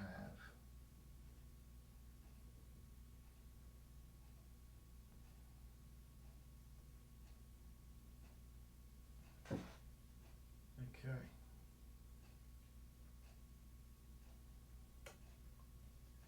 But also what you're going to have is some, and I don't want to thin my paint down too much, and what that happens is your paint gets way too thin. I want it thin because I want it to create these lines the way I want them. I don't want them too thin, because what happens when you have when your paint is kind of splashy or more fluid, your lines just go down straighter, faster, better, more precise. It's not as much drag on the canvas because you got all that lubrication. You have the liquid that's kind of like against the paintbrush. Okay. So now what I did was I kind of transformed these bracelets a little bit. Totally different from the original picture, but they look more metallic now. They look more contrasty. So now what I'm going to do, which is what I want, because that wasn't in focus, and I don't want to make too much focus on this, because I make this too in focus, it's going to draw the eye to that. But I do want to make it look, I don't want it to look like wimpy jewelry. I want it to look like jewelry that is, I want it to look like, I want it to look, it has to work as a canvas. When the original photographer, whoever the person that took the snap, it was a shadow depth of field on the camera. And her jewelry was out of focus. And that's natural, because what was in focus with the autofocus or whatever the focus was on her eyes, that's exactly what a photographer wants to do. But now when I come in as a painter, I can make anything in focus that I want. I don't have to have the rules of the camera to go by. But at the same time, if I don't have the rules of the camera in play, it's not going to look realistic enough. But at the same time, if it's too fuzzy, that works good for a small picture, or a picture that's up to 8 by 10 in size. That's great. But how about when you have a picture that's 24 inches by 36 inches? That's different now. Now your picture's starting to take on a different element. And your picture is taking on a whole different kind of thing is happening here with your picture. And so you have to be aware that that's happening. First of all, you want to be aware of that. And then second of all, you want to create your illusion as well. But sometimes you have to improvise just to make it look right for this particular painting. Because the eye is going to be drawn on this jewelry to some level. The eye is going to be there. It's going to be there. It's just how much of the eye do you want to be there? As a painter, how much of the person's eye do I want on this particular piece of jewelry? Do I want a lot? Do I want them to focus quite a bit on it? Or do I want them to kind of like just kind of scan it and bounce off of it? What I want people to do, And so, you know, that's something that you have to do. So what I decided to do was to just go ahead and do this little experiment here and make it look different than the picture. Because I can always go back in at a later date. And what I am going to do is hit it with just a little bit more yellow, a little bit more sparkle. And it might be diamonds that she had in these bracelets. It might not just be gold bracelets. It might be diamonds in it. But like I say, it's out of focus. So I don't really know what it is. But I think there is diamonds embedded in this bracelet. And now what I may do is do that. It's not that much to make some slightly out of focus diamonds. It's not that difficult. Okay, so I'm going to use my spotter brush now. And I'm going to go in and I'm going to clean up some of these wonky places in here. Just clean it up and get it ready to dry. Get it ready to set up and dry. So I really don't want a whole bunch of brush marks in here. But I just want some somewhat contrasting marks. I want contrasting marks. I do not want a whole lot of brushy stuff. And even my dark areas, I go into the dark. I go into the dark area. And I hit that.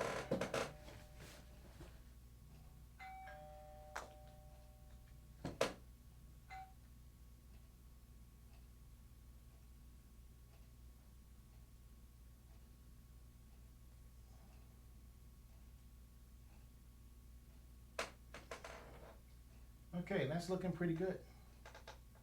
I'm liking this. So I do see, like, I want a little glint of light right there, so I'm gonna just add that.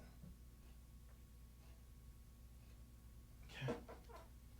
All right, now I can put diamonds on this later. I'm gonna work on the brooch, the ring, and the bracelets at another date. I'm gonna work on, after this black sets up, this in this lace, that I'm kind of liking this effect. I think it's working kind of how I had it in mind. It's kind of doing that, so I'm pretty happy about that too. There is some going back and some touching up, as it is always. But for the most part, you know, I got a couple of places where I got a little bit of my finger in there. But for the most part, it looks pretty good. It looks kind of how I have it planned. And I think it's going to look awesome on her wall. Okay, so let's see what's going on in my room. Let's see what's happening, Chum. LaJune Davidson, what's up? Very clear today. Can hear you really good. Thanks, LaJune, I appreciate it. Looking good. Thank you for that. Tondalia, cousin, you need to get started on the next person, as I have to find a pick. Okay, all right. I'm probably going to do my Lincoln, Tondalia, I'm probably going to do my Lincoln Visit Richmond if I don't get a person. Shireen Atkins, how you doing? Okay, so I understand that. I got the canvas made for whoever's next.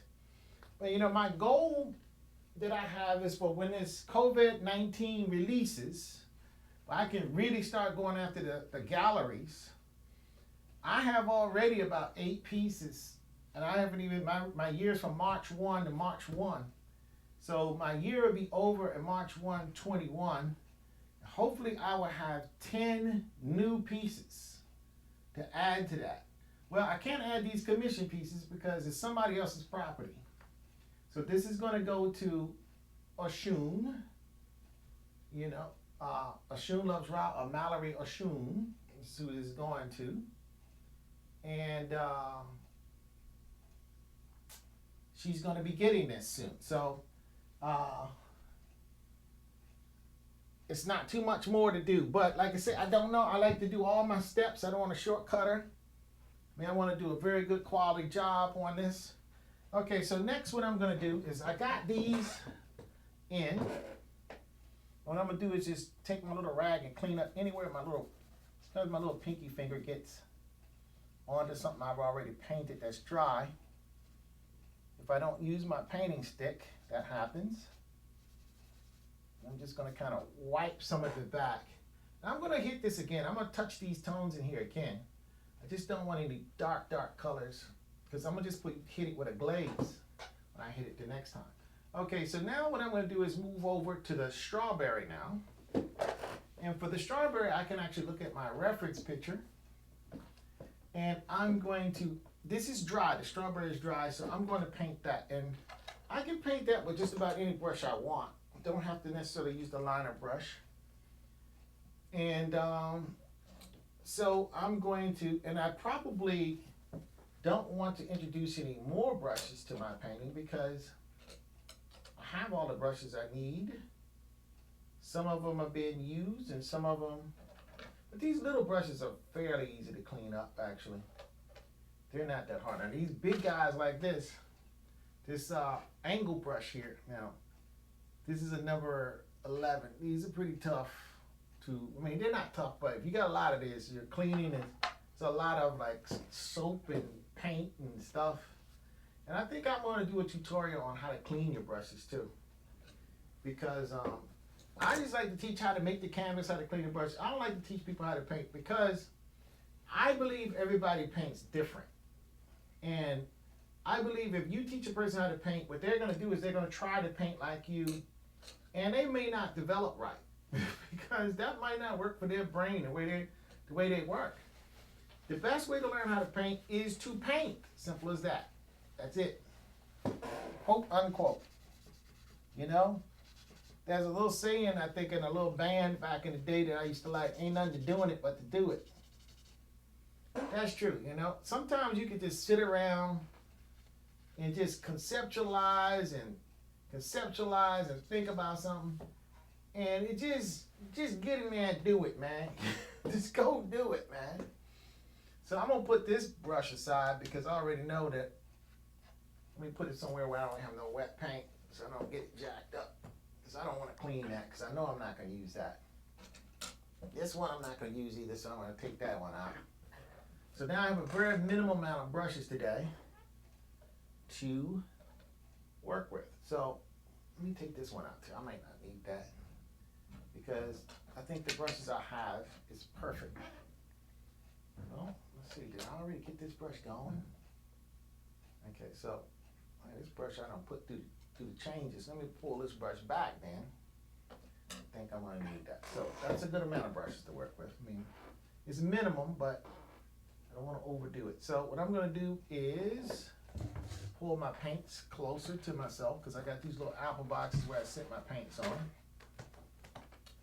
Okay, and I'm gonna just start, I like to have this kind of dark because really I have the strawberry in, but right now the strawberry looks a little bit too cartoony. And what I want to do now is kind of go in and do some modeling in that. So I'm going to use a relatively small brush for that. I'm going to clean out this brush. And this is a very nice brush, but I don't want to wear this brush out before it's time, you know. These little brushes, you can wear them out, man. You just, if you work them too much. As a matter of fact, I'm using the number 0. I'm gonna move up to the number 2. Cat's tongue. It's not dirty, but I already committed to using it.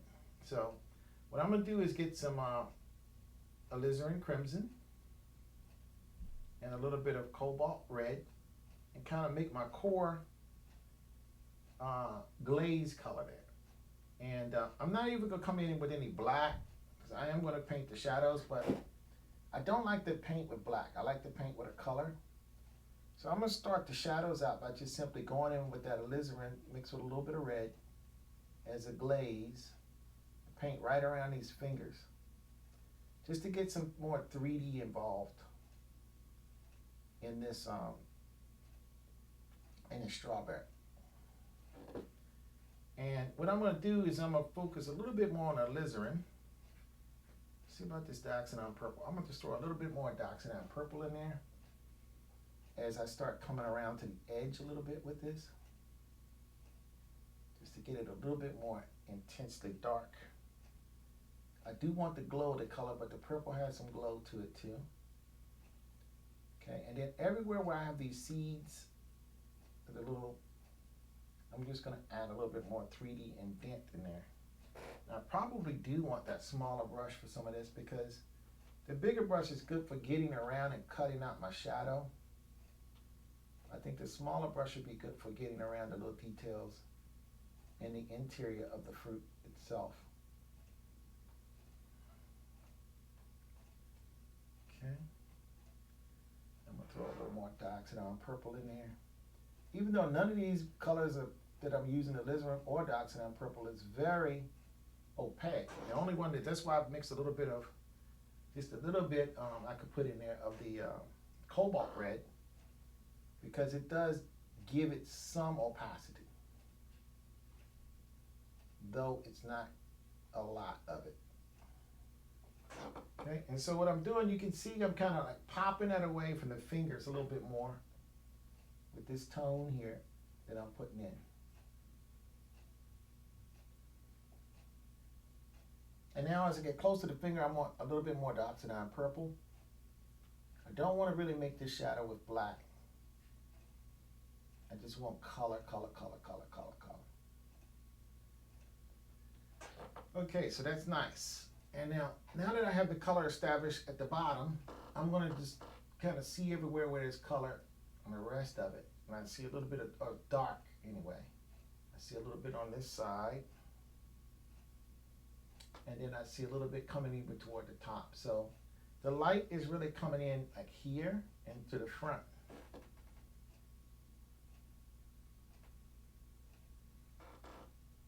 Okay. And again, this is still some wrist, a lot of this is a wrist painting at this level.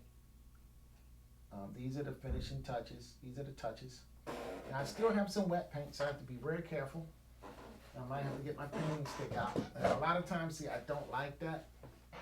I will wait more, but I want to hurry up and get this young lady her painting. So I don't want to wait too much, you know. Don't want to wait too much. You know.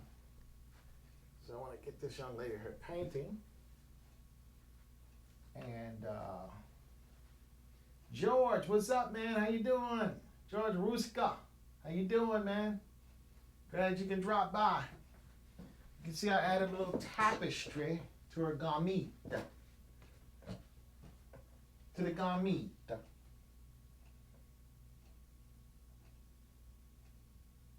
That's garment. And in the language of Steve, you know, that's what that is.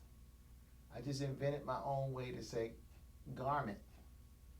And it's my painting language, you know. I just kind of make stuff up sometimes. Okay, so now that I have kind of like a border, a little dioxide purple, I'm going to go lean more towards alizarin crimson with a little bit of cadmium red in it.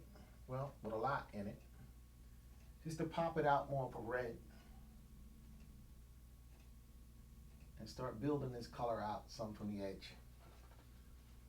And at this point, I'm going to move on to a bigger brush. Because I want some really, really tiny, tiny details. These are really tiny details, so you gotta handle tiny details with a tiny brush.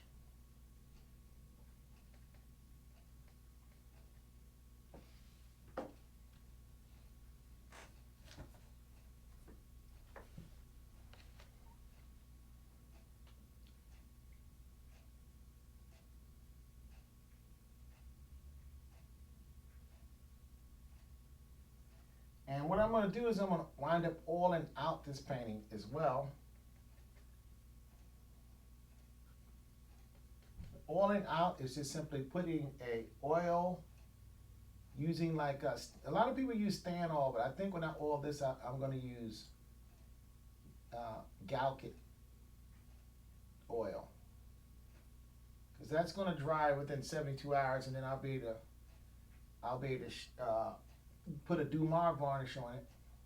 I may not even put a Dumar varnish on it. I have to decide that when I get there. And it depends on how soon she wants it. If she wants to wait for the oil layer, the oil out layer to dry totally, enough to add, which will take about 72 or more hours. She's willing to wait even longer for that. Then I would add the Damar layer to it. And what the Damar layer does, it's a protective layer. It's also got some UV protection in it. And it protects it if she has it like by a window with sunlight. And this is not gonna, window with sunlight is not gonna hurt this thing in your lifetime.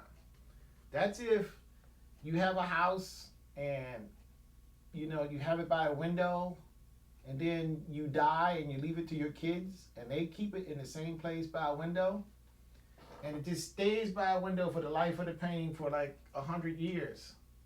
Well, that may affect some of the colors, not all of them, but some of them. Or it may affect the oil layer or whatever. But it may affect the painting. And so as an artist, again, thinking into the future, what you want to do is go ahead and put your UV layer in there. And what that UV layer would do is that 200 years from now, when your great-great-grandkids have the picture, it still looks good, even though it was kept by the predecessors in a very light-intensive spot. And a painting should be kept in a light-intensive spot. It should be seen under the circumstances of intense light, where your retina is going to be stimulated more. Now, you want to give your retina a break, when you go to sleep at night, you want to rest your eyes, sleep in darkness, but when you're in the business point of the day, you definitely want to get that light stimulus in there,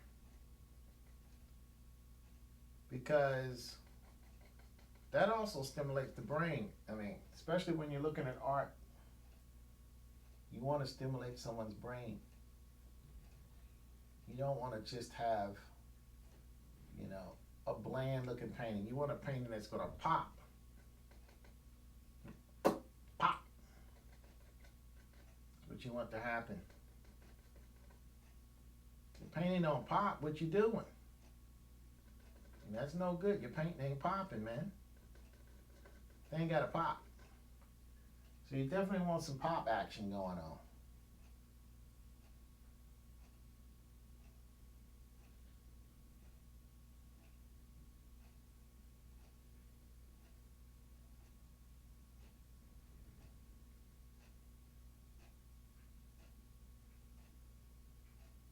And this is just some little, like I said, when you see me with the stick out, that is some little wrist action, some detail stuff. And usually I save this kind of painting toward the end because this is more of the meticulous type painting. I'm not gonna say tedious painting, but it could be perceived as that. Some people just love to paint like this. Chuck Close, he's made a living painting exactly like this, 24/7 on almost all his paintings. It's a whole lot of little small wrist painting, minutia details, it's little small detail paintings. But when you back up from it, the thing it's doing something photographically. Here lately, I think he's working like with pointillism, where he's little dots or little matrix images that when you're close, it doesn't look like it doesn't really look like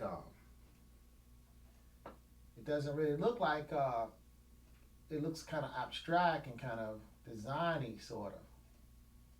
But then when you back up from it, it starts to look very, very, the image, the photorealistic image starts to come into view, something to focus, where a person can make out what it is that he was painting. So it has like elements of all. It has elements of realism. It has elements of abstract, because I'm sure he's been criticized for being an artist who is very I'm not gonna say figurative, but hyper realistic. He was one of the, what you call, not photorealistic, but he was a Chuck Close. He was a hyper realistic painter. And I guess his big time when he was really big was in the 80s, 70s, 80s, something like that. And I think I've been in his studio before when I was in New York and saw some of his stuff kind of sitting there, and was awestruck, back in the day. I mean, stuff was just extraordinary.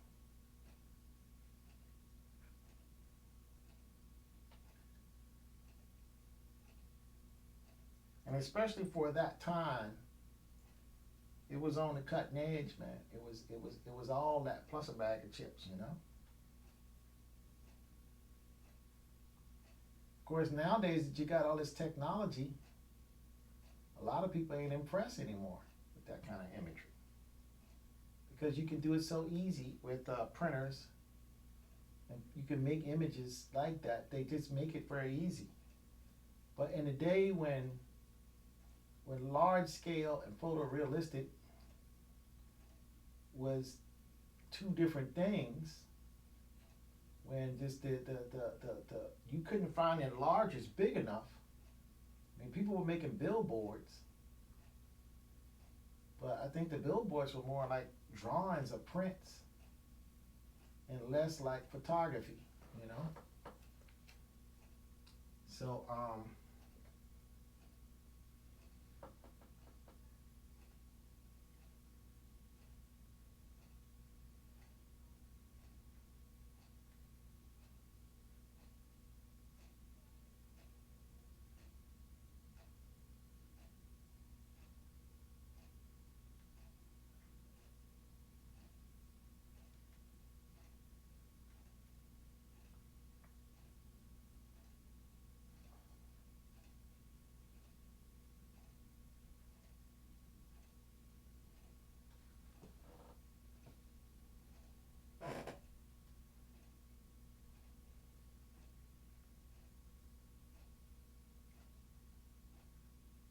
for something like this strawberry, I might be tempted to want to put the paint on. Not too thick, but kind of thick, just to make it look more lush, more presence. This is the focal point. The eyes and the strawberry and the snake, they're all coming together around the same place in this painting. And so this is the area with the most intense color.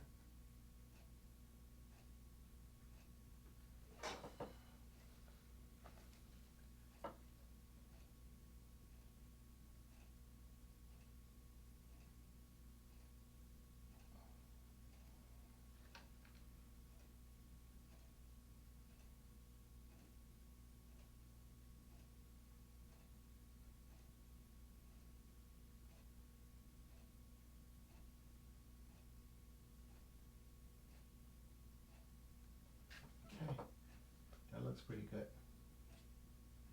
Okay, so now what I'm gonna do is I'm gonna go back in there with the alizarin crimson, the oxidon purple, and go back into these shadowy areas and just try to create more darkness, because I kind of eliminated that when I started painting the fruit, the main part of the fruit. I want a little bit more gradation of tone here.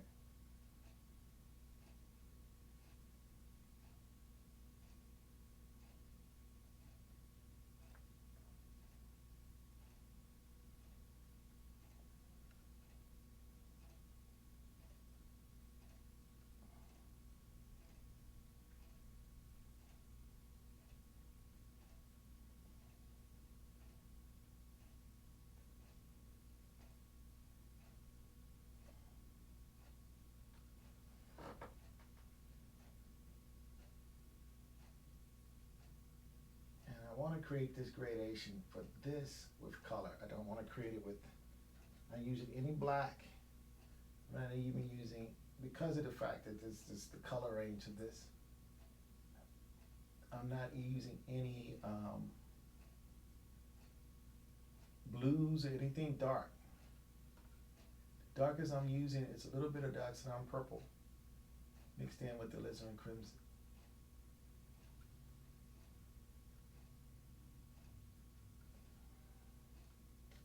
So I guess the Dioxazine purple is dark, so I shouldn't say I'm not using any dark, because I am.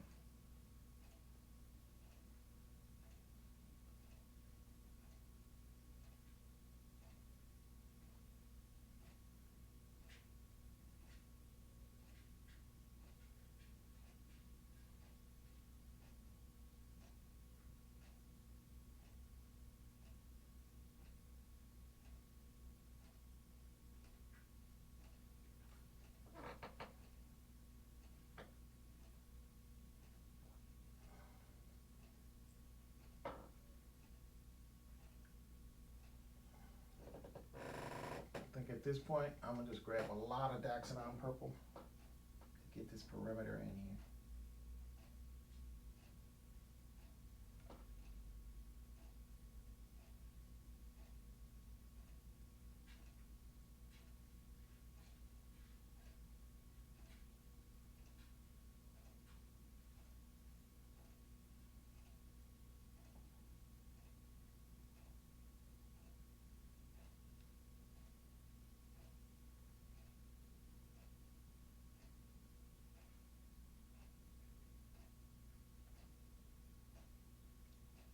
And some three-dimensionality to the fruit. Some more modeling.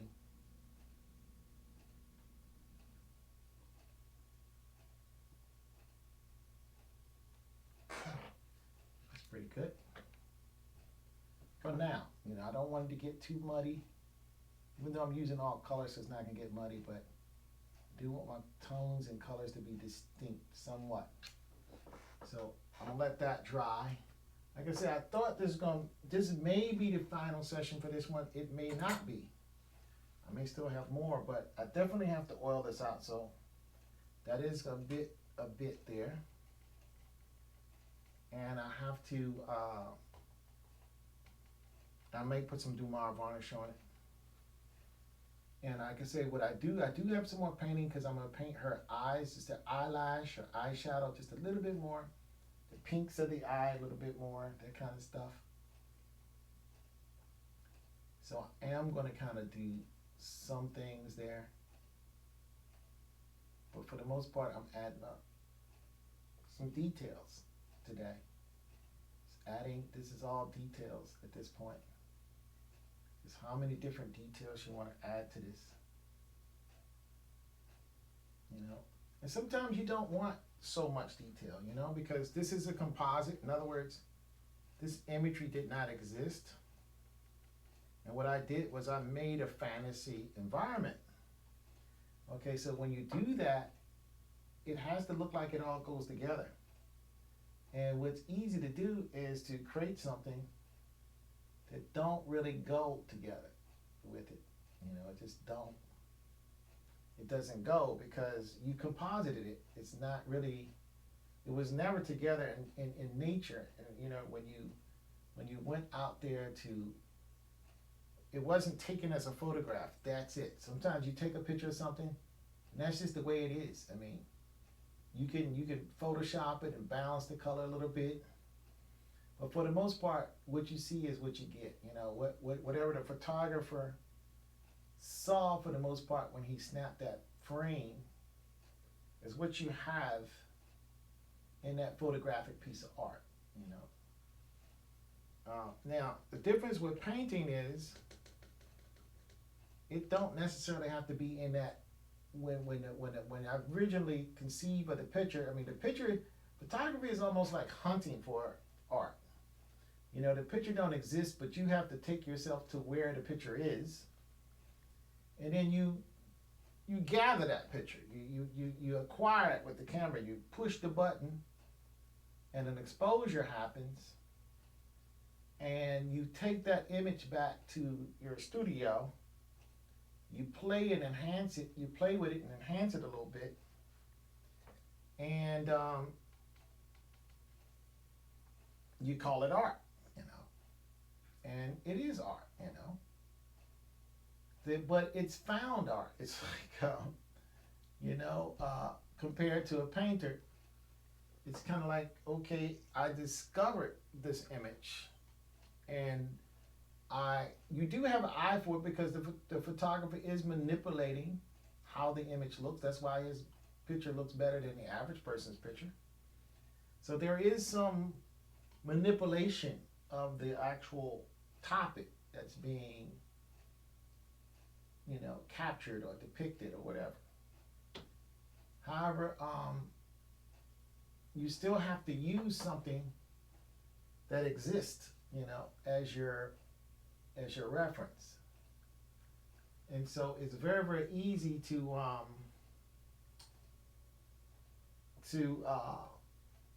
you have all these references. You know, it's easier to put your image together because you took it, you were there in the spot first of all, and you was able to kind of borrow from that experience when you get into your studio. Where an artist in the studio, I'm not in Africa in the middle of, you know, the falls of Lake Victoria. I'm not there.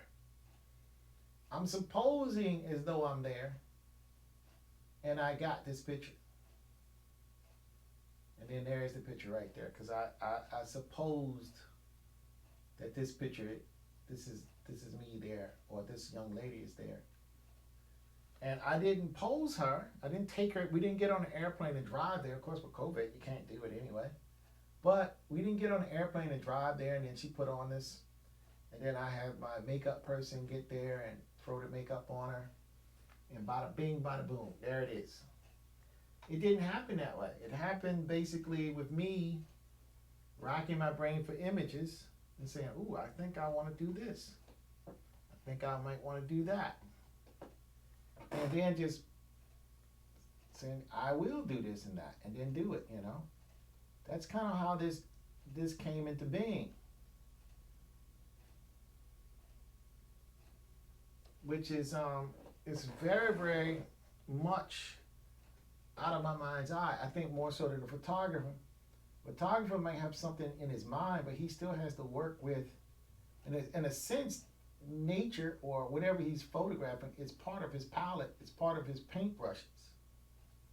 You know, but at the same time, it is also mine. You know? So, you know, before photography, was there art form where people use photography? No. There was painting. That's what it was. There was no art form called photography in the ancient days. Photography is fairly new in terms of being a quote-unquote art form. Photography has commercial implications. Photography was so that the average person could actually have images of themselves. It wasn't just the aristocratic people that's able to, because the fine artist was very expensive. If you was a painter back in the day, you made some pretty good money. You made some pretty G money because there was no cameras. So everybody who wanted an image, whether it was political, whether it was the power image, whether it was designed to sell something like the pictures of Pocahontas was designed to sell people to come to the new world. You know, we have a queen here, it was all this stuff. You saw fantasy and conjecture, but it was basically commercial art, you know, of its day. You know, you make a painting, people come see the painting, they think, oh, this is what a native person looks like. This person is called Pocahontas. You know what? I always wanted to go somewhere. I don't have much going on in Europe. I think I'm gonna get on a ship and leave everything that I know and go there, you know? And it probably was designed for the average English person, you know, to see. Probably, that's why the person who painted Pocahontas is some obscure painter. Don't nobody even know who he is because he was a commercial painter. He wasn't one of the people painting the king and the queen and the duchess and the dukes and all of them. He was the person painting just the regular folks.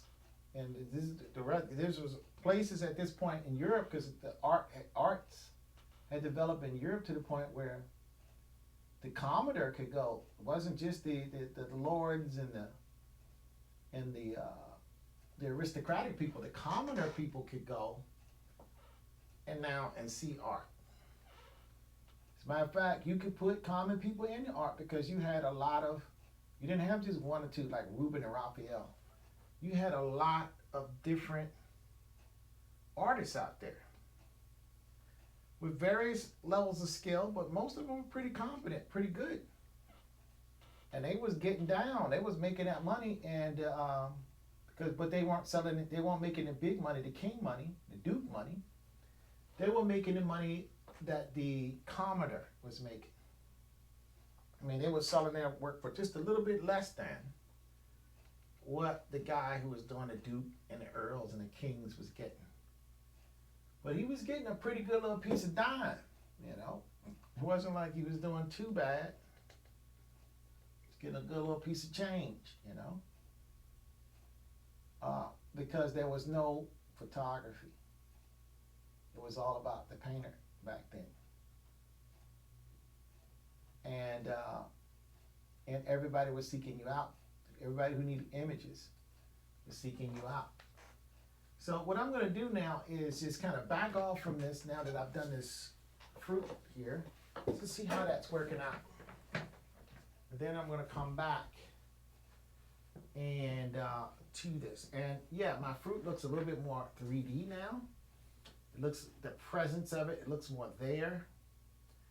I'm kind of going to make it a little wider, because I wanted to make it look like it's in her hands. I don't want to make it look like it's just sitting on her fingers. Because I think what happened was, I think I didn't make it wide enough. So I'm going to go in and just widen it a little bit. Sometimes I do that when I lay it out.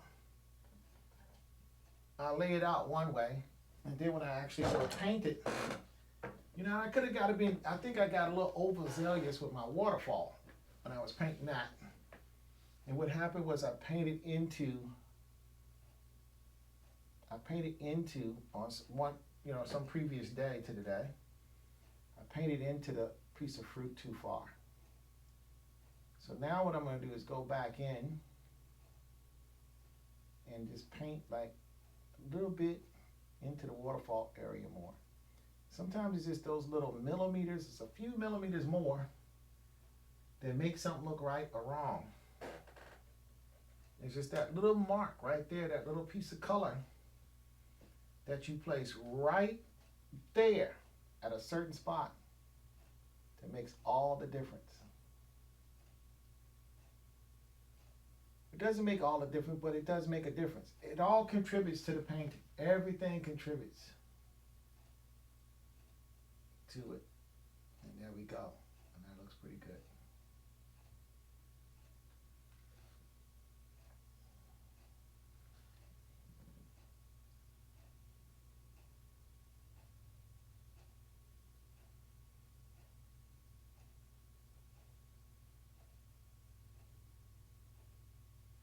And that's going to put the fruit in her fingers. Okay, now what I'm going to do is also go in here.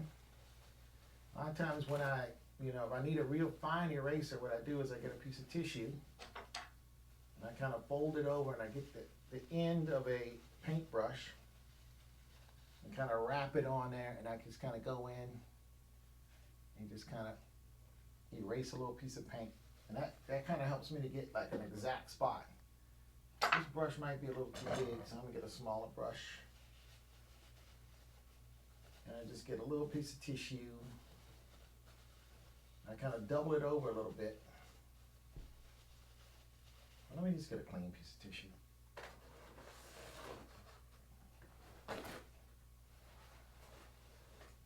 And kind of double it over a few times like this, you know.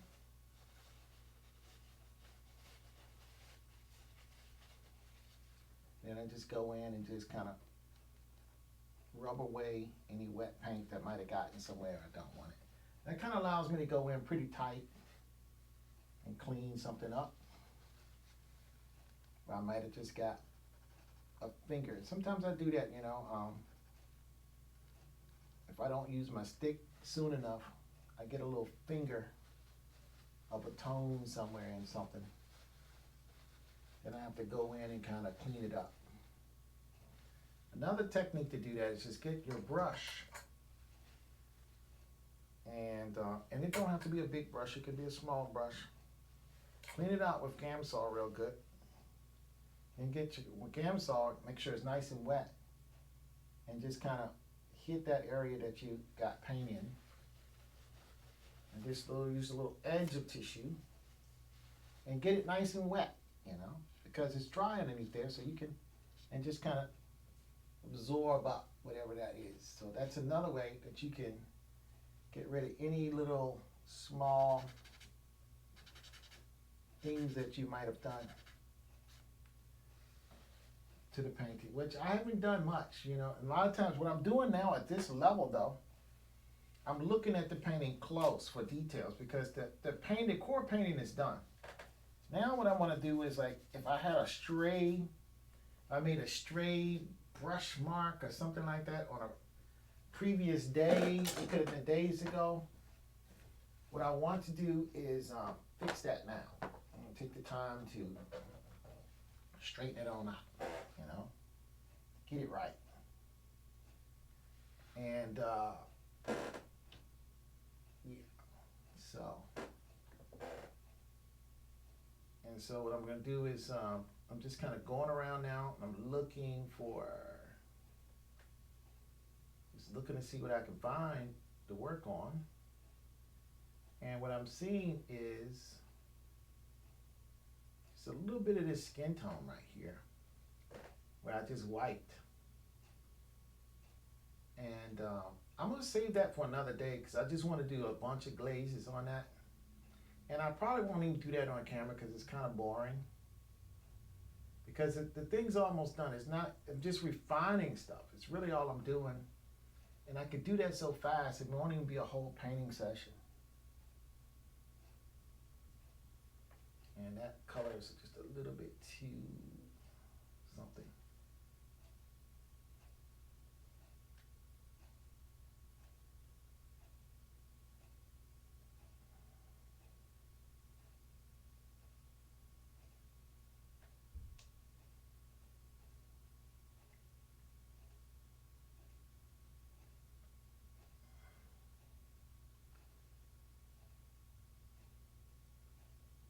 I'm pretty good at mixing colors, but for some reason today, right now, with that particular shade,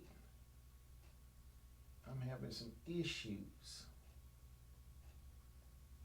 There we go.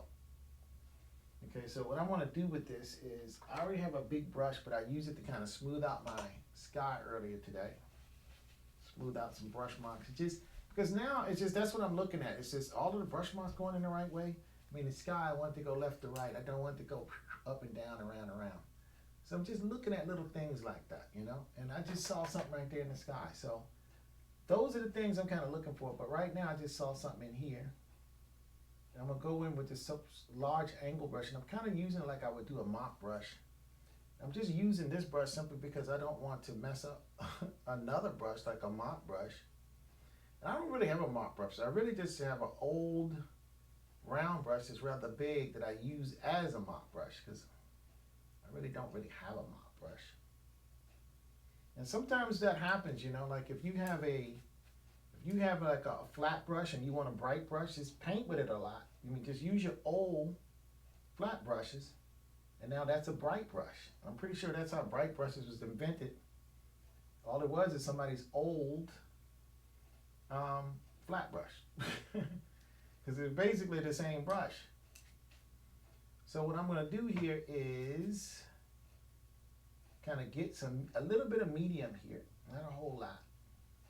And I'm kind of making this into a glaze. I'm just going to get a little bit of orange with this. And I have that lighter color. And I'm just going to kind of pull this in. Just going to kind of pull it in. Now what I'm going to do is just kind of smooth it out some. And I'm drying the brush out too, because I just don't want I don't want really any tone in this. I just want this to be a glaze. I'm just gonna add a little bit of tone and just smooth it in one nice little thin, smooth coat, just to make the flesh look a little bit more fleshy. Just for right now, this kind of just set me up for another day where I'm gonna be embellishing this tone, kind of like I've done some of the tone in the face. Okay, and then I'm just gonna pick up a little bit of a lighter tone, and I'm gonna just go in there and build that in.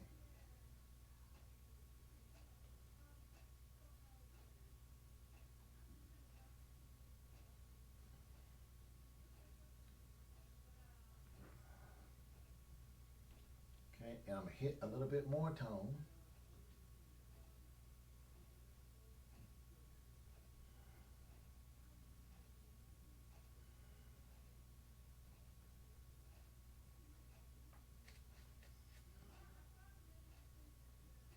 Okay, and I'm gonna dry this off on my paper towel, just a smidge. We'll go back into some raw umber. With slightly almost like, but the paint is wet, so I'm not really dry brushing it. I'm just picking up a little tone, and I'm just gonna hit a nice little blend in here. And what that's gonna do is just help to blend some of these skin tones just a little bit more. Knock them down, and I'm gonna go back in with this lighter color too, in this area here. And I'm just gonna hit a couple of different little tones and just tone this out too.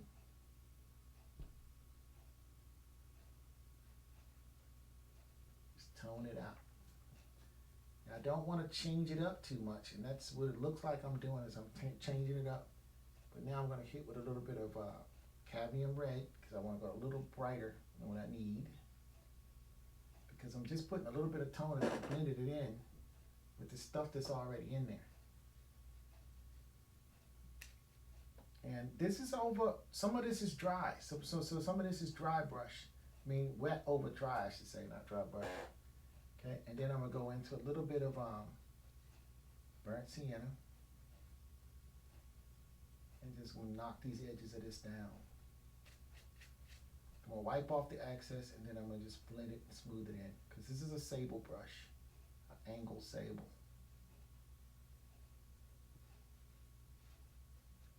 And hopefully I'm not jacking it up too bad. I hope I am not. Hopefully I'm making it better. But I see a little bit more of burnt sienna and raw umber in this little area right here, so I'm just gonna hit that. But just a little bit.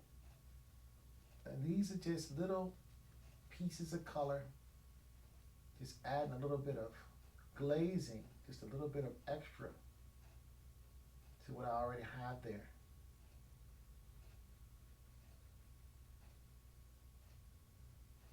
Just to add another little element. And some of these elements are what I see, and some of it is not what I see. Because what I'm doing at this point is I'm trying to make the painting better than the photograph that I see. I'm trying to make the tones more interesting than the light that I saw in the little digital photograph that was supplied to me. Because I can, that's why. And so I want to do that. So I'm going to back up from it. I'm going to take a look at it. I'm kind of liking it, sort of, what I just did there. And a lot of times when I'm doing this kind of painting, I am going to be painting from a distance more. I'm going to have my head more away from it. And this just makes the skin look more alive, like there's blood flowing through her. You know, less like it's chunky and you painted it.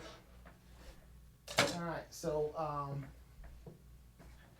there we go. So we got quite a bit done there today. And when I say quite a bit, it's, even though it's details, a lot of times you don't really see big changes because they're small little details. But so even though I'm doing small details, I think we can see some difference here in this. I think we can see some. Let me get my bracing stick out of the way. A painting stick.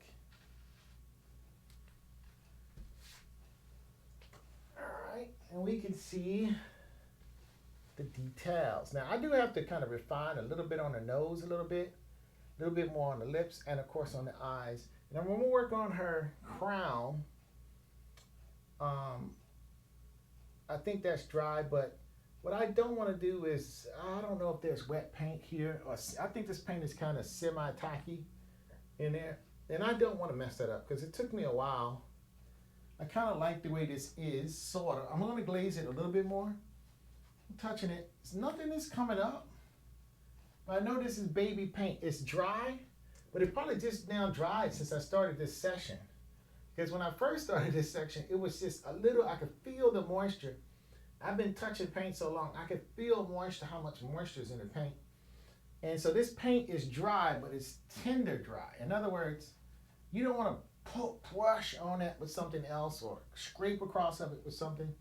You might pull some of that, all that work that you put in there, you might wind up pulling it out, you know. So what I'm going to wind up working on is I'm going to work on the snake, probably off camera, work on her headpiece off camera, and probably work on her eyes off camera, and then fix up some of this off camera, and work on her more on her pieces of jewelry and more on her strawberry. Because you guys have seen this a lot, and it's not a whole lot of things is different. And I think I might, when I sign it, and then I glaze it. Hold on, let me see something. I thought I was going to do something. Let me see. Let me see what I was going to do. I think I wanted to add like a sunflower. I think now I'm doing a design level thing on this painting at this point. From the snake, between the strawberry, the snake, and the eye. So that would be like right there. I wonder if I want to put a sunflower there. You know what? I'm going to paint it. If I don't like it, I'll wipe it up. It's in the foliage anyway, right? And it seems like I got some time, so why not use it? So that's precisely what I'm going to do.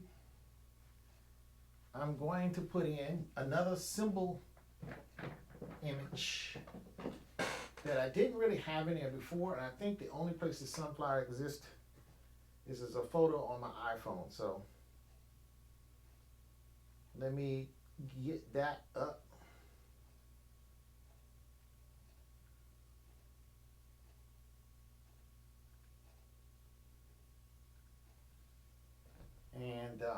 And I think that symbol, I'm going to go back to my pencil because that was working pretty good.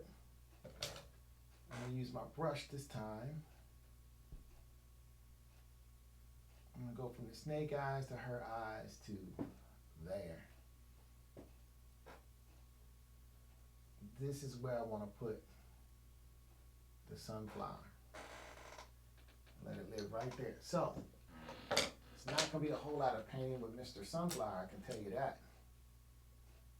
And, because he's going to be tiny. He's not going to be a big sunflower. He's going to be a little guy. And where did I say I want him?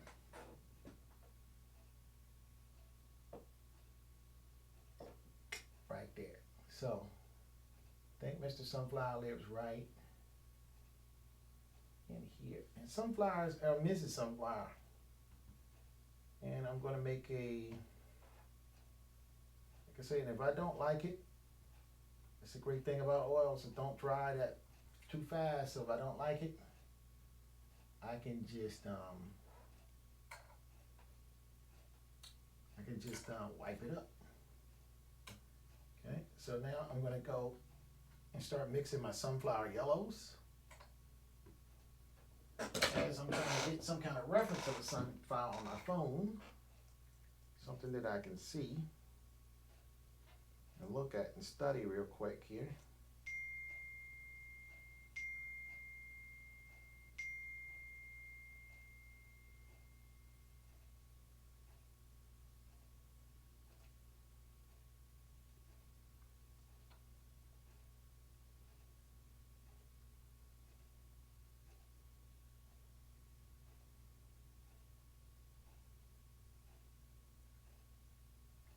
Okay, so I think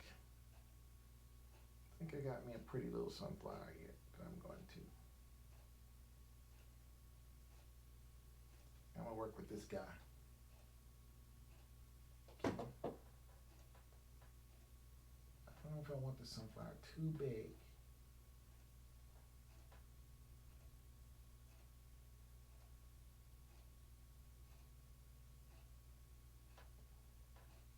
And he's kind of off on the details, so this sunflower is not going to be too,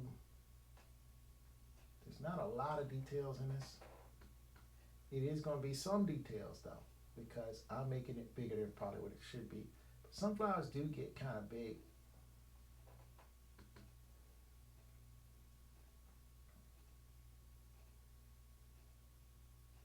Just to add some more Oshun, because she's a mythological African goddess creature from West Africa.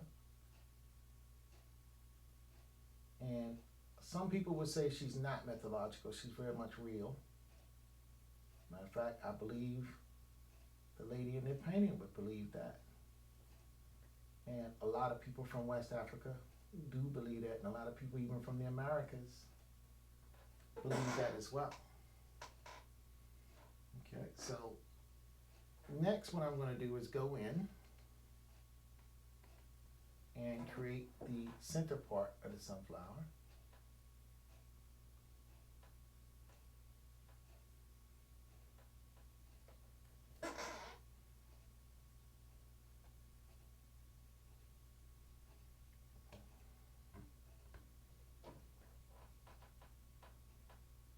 I'm kind of liking a little sunflower in there like that. Okay. Now I'm going to get some cadmium orange and some burnt sienna and some raw umber, a little dioxazine purple. And I'm going to make the darker details of the petals with it. And as a matter of fact, I think what I'm going to do is, I do like that sunflower right there. I think all we need is just one, too. But I may put some hints of others in there. I may have 2 or 3, maybe 4. I think 4 smaller little innuendos, hints of sunflower. Because I like it. You know, you never know if you're going to like something until you do it. Then once you do it, now I'm going to go to my number 2 Raphael brush.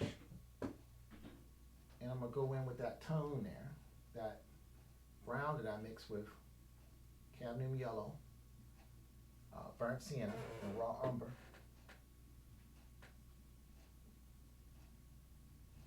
Now trying not to get my paints too, and looking at my example on my iPhone there.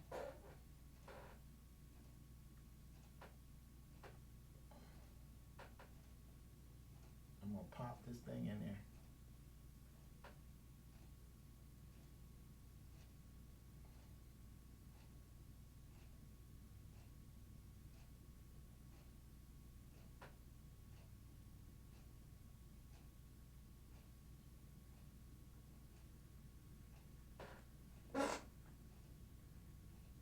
Get my sunflower going. And the one thing about having an iPhone as a reference, the thing keep wigging out on you, coming in and coming out. It's kind of a little bit aggravating, I think. But I'm gonna work with it.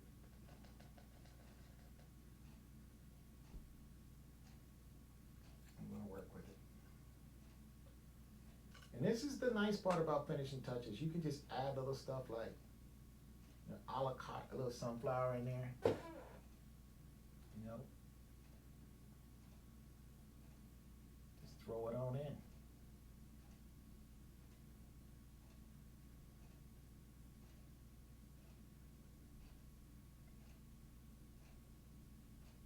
You know, as you would.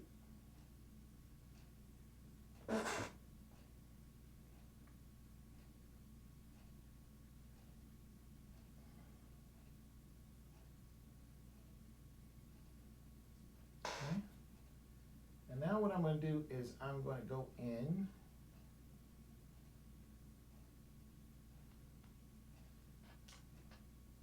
and make some, I'm going to make some more sunflowers. But these are not going to be prominent like this. These are going to just be implied sunflowers in the background. Like it's in the foliage somewhere.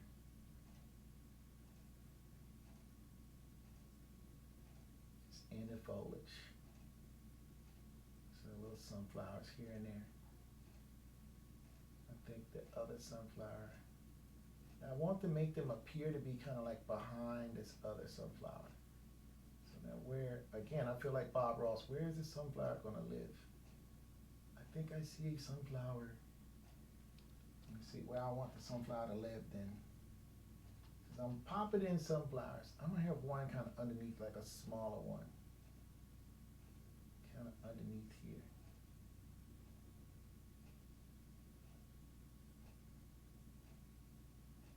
Kind of turn to the side a little bit. Okay, that's my 1, 2, 3, 4. That's it. That's what I want. 4. Okay. Because she likes 4 a lot. She's 4. Now, what is the June's number? Oshun's number. Hold on now. Let me see now.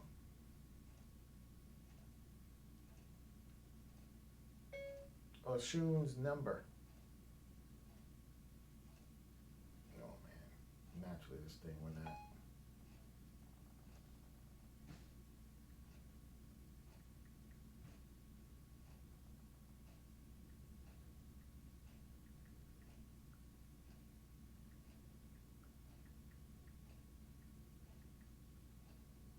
Five. Okay. Her number is actually 5.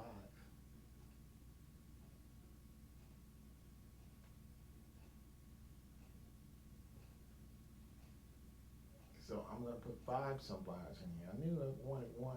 So hold on. 4 is nice, but it seems like it's something missing there. And I think the 4th sunflower is going to live right here in a Bob Ross kind of style. Where is that sunflower going to live? It's going to live right there. Okay, so now,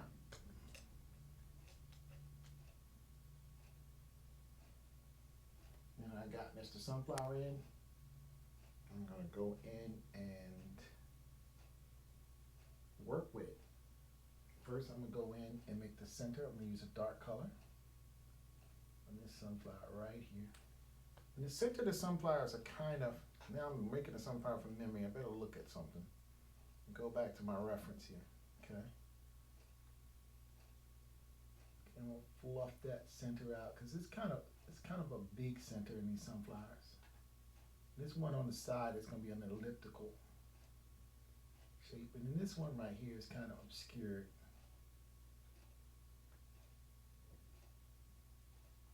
Okay, there we go. Now I'm going to go into that yellow mixed with burnt sienna color. And do kind of like the center of the sunshine with the yellow and burnt sienna kind of color in the middle.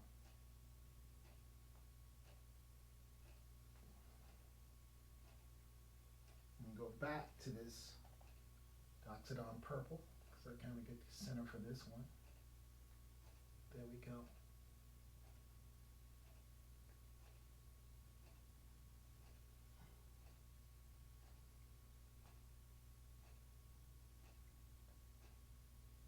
Okay, so now I have 5 little sunflowers living in there. And what I'm going to do now is I'm going to go in one of the petals. One of the flowers, the petals look a little, well, the sunflower is so, I did it gestural because I don't want it to look too, and it doesn't look like one sunflower, it looks like 2 or 3 of them. And so I don't want it necessarily to look like 2 or 3, but it looks like it's working out that way because I want 5. I want my count to be 5. Okay. So what I'm going to do is go back into my background and just clean up some of that because one of my petals kind of got away from me a little bit. So I have some Viridian green or a little cobalt blue. I'm just going to hit that a little bit, that petal. clean up that sunflower some. Yeah, that's what I want. 5 little.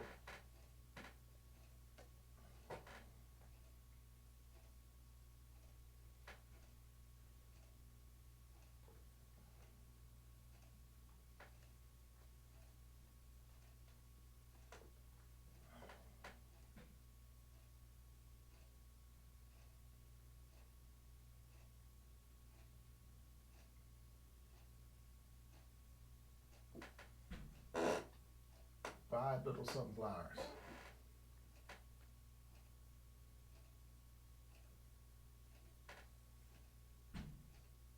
In there.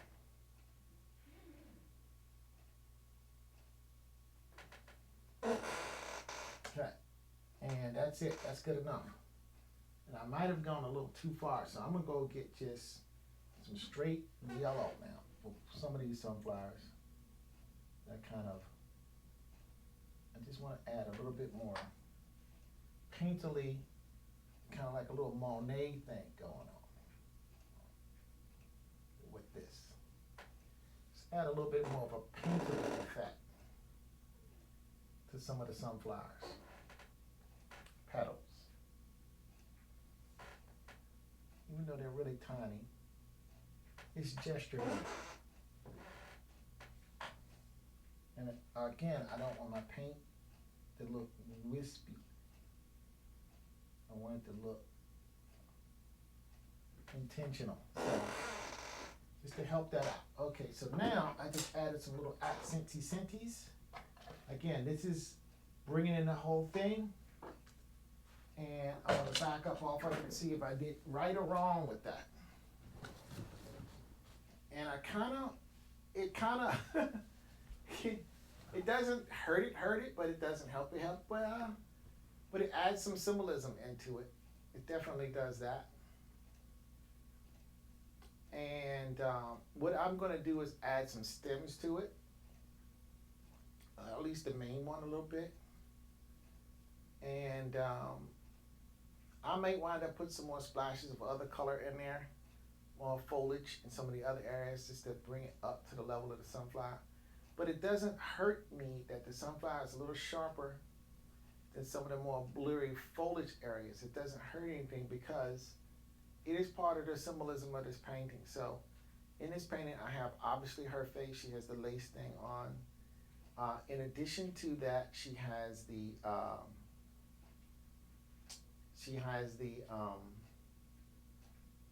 fruit in her hand, and then there's the snake, and then there's the background, which is the Garden of Eden.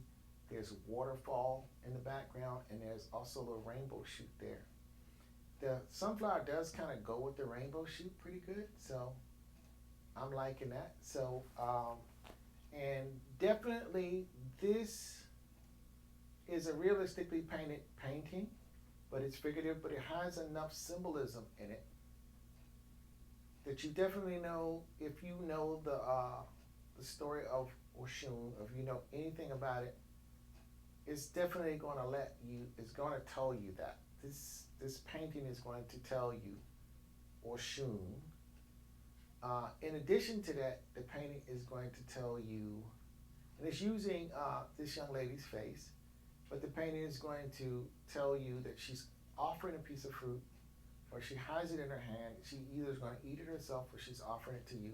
There's a snake, so there's a temptation. There is the way she's dressed, somewhat evocatively, but somewhat very classy, very nice, very elegant, with a crown, so she's a queen to some level. But there is a little bit of mystique to her because she has a black lace on. But the black lace is attractive now, and you see that more the way I painted that. You see her lace more, so you're not just focusing, and you see it more so than even on the painting, the picture that she provided for me.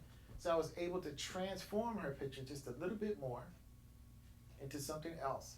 And then I think what I'm going to do is on some successive steps, probably off camera because I don't want to bore you guys too much. I'm going to work a little bit on the jewelry, but a little bit more on the actual outfit, just a little embellishments. These are just little embellishments. These, like right now, I usually do like a 4-hour session. And right now, this is not 4 hours, and I'm basically, in terms of what I need to do for the day and letting this dry, I'm not gonna say I'm done, but I'm kind of there. I mean, there's some things I can do around the crown right now. That's the only place I want to go because I have wet paint on the bracelets. I have wet paint on the fruit. I have wet paint even in the foliage to the left of her or underneath the rainbow. You know, I just added wet paint with the sunflowers. And I do want to work on this snake a little bit more. I do want to work with the fruit a little bit more. In the background a little bit more. Definitely the eyes and the lips and just a little bit more in the face. And so jewelry, so everything. But these are just the only way the way I work anyway, is I usually let these coats dry. That's what I do. And then I just go in, I just do a little bit of paint. So this right here was about 3 hours, I would say 3.5 hours. And I'm basically done. This is all I need to do. And the next session is gonna be probably half this time. It's gonna probably be about an hour and a half, maybe 2. Then if I do another session, it's going to be, maybe 50 minutes, 45 minutes, 50 minutes. Then the next session is going to be 30 minutes. And then after that point, I'm basically done. And probably what I'm going to do is definitely what I'm going to do is oil it out. And then I'm going to wait. Oiling it out won't take that long. It will be totally dry. It will probably take me all of 10 minutes to oil out. Of course, I'm going to sign the painting, and I already know that I'm going to sign it underneath where in the bottom left corner, way below the sunflowers. So, but I'm going to sign it really tiny. I'm not going to try to do anything to overwhelm the picture because I don't want to overwhelm the picture. I might just get away with just signing the back. But there's a couple of shadows underneath the nose, I think, and in the lips. I can just make some of those shadows more prominent. I can say pop the jewelry a little bit more. Just make everything pop, just details. But like I say, it might not even be, the next session might not even be an hour and a half. It might only be an hour. I don't know because it's not that much paints. I mean, today I only went through about 5 brushes. I usually do 15 different brushes. So it's going to be less and less brushes. I'm going to be painting more and more with 1 or 2 small brushes, maybe 3, maybe 4. But it's no more than 4 brushes, and so it's going to go a lot easier, But essentially, I'm not going to say the painting is done because I say that, then people, it's different again. It looks, something else has happened, But the only thing that's happened different from the last session that I did before this, if you was to go back and look at those sessions, is the lace on her, which makes a big difference. I mean, that makes a big difference in the painting. And then also you're gonna see the flowers, the sunflowers, which is going to, and then in the strawberry looks a little bit different. Everything is gonna be popping and moving forward. And the bracelet, everything's gonna pop a little bit more. And you could almost say, well, the ring's there already. I want to do a little bit more with that as well. But these are just little touches. I mean, that ring might take me 5 minutes, maybe 10. Working on the snake might take me 15 minutes. Working on the eyes might take me 30 minutes. Working on the lips might take me 10. So that's it. It's just little touches until it's done. Now, I already told her the steps that I was going to do because I thought I was going to do more on Friday and Saturday, but it wasn't dry. And I got busy with something, so I couldn't keep her updated. So I didn't start to today on this. I wanted to do this on Friday and Saturday, and I didn't because there was other things pressing. And this wasn't ready yet. It wasn't dry. So what I'm going to do is either leave this on an easel or put it in my safe storage area where nobody can bump it and smudge it or anything and let it dry. And then what I do is every 12 hours or so, I kind of come and touch a section of the paint, And a lot of times what I'm doing is I'm not even going to touch the section on the front. I'm going to paint something on the back, much like this. I just go get some fresh paint on a little place where I think I need to you know, where it's going to be a wrap, right? It's going to be a wrap style. So I might say, okay, I see some green here in this foliage. So what I want to do is I'm going to match the color that's in there. And then I'm just going to kind of hit that, you know, just add a little medium, kind of similar to what I painted with, the mix that I painted with. And I hit that with a little bit of wet paint. And this is on the sides. This is not even on the business part of the painting. This is part of the painting that nobody's going to really notice too much because it's at the top, you know. I mean, painting's going to be up on the wall, sitting about 4 or 5 feet from the floor. Who's going to see this? But, so if I touch this with my hand, for example, and just to see if the paint's dry, this will tell me, this paint here, even though this is in green, this will tell me if the stuff I painted today is dry or not without me putting a fingerprint in the painting. So I do a little something like that. Then sometimes I see a little something in here that I might have missed. And I might hit that with something. I think I'm gonna hit that with a different brush. Because, and that's another thing that I do. And that's, it's a quality control thing. Sort of like a quality control. If you could imagine a painter with a quality control. And what I do is I kind of just go through and I look to see, you know, okay, is that brush stroke right? Did I miss a spot there? Is any white canvas showing through here? Do I want white showing canvas? Sometimes it looks very painterly. It looks a little bit like, you know, one of the masters' work. You know, one of the old school famous people. Kind of looks like you know, like a painterly style. You know, and then other times it just looks sloppy. And so, do you want it to look sloppy, or do you want it to look neat? But I can already see with this because I switched to all Galkic, so I can already see. And what I'm doing is just paint, and this is what I do is I save this when I'm doing a gallery wrap, you know, and basically this just helps, it does two things. It's the gallery wrap. It also helps me know if the painting on the front is dry or not without me touching the front. I only have to touch the back or the sides of this bad boy. So, or, you know, an insignificant spot, let's put it that way.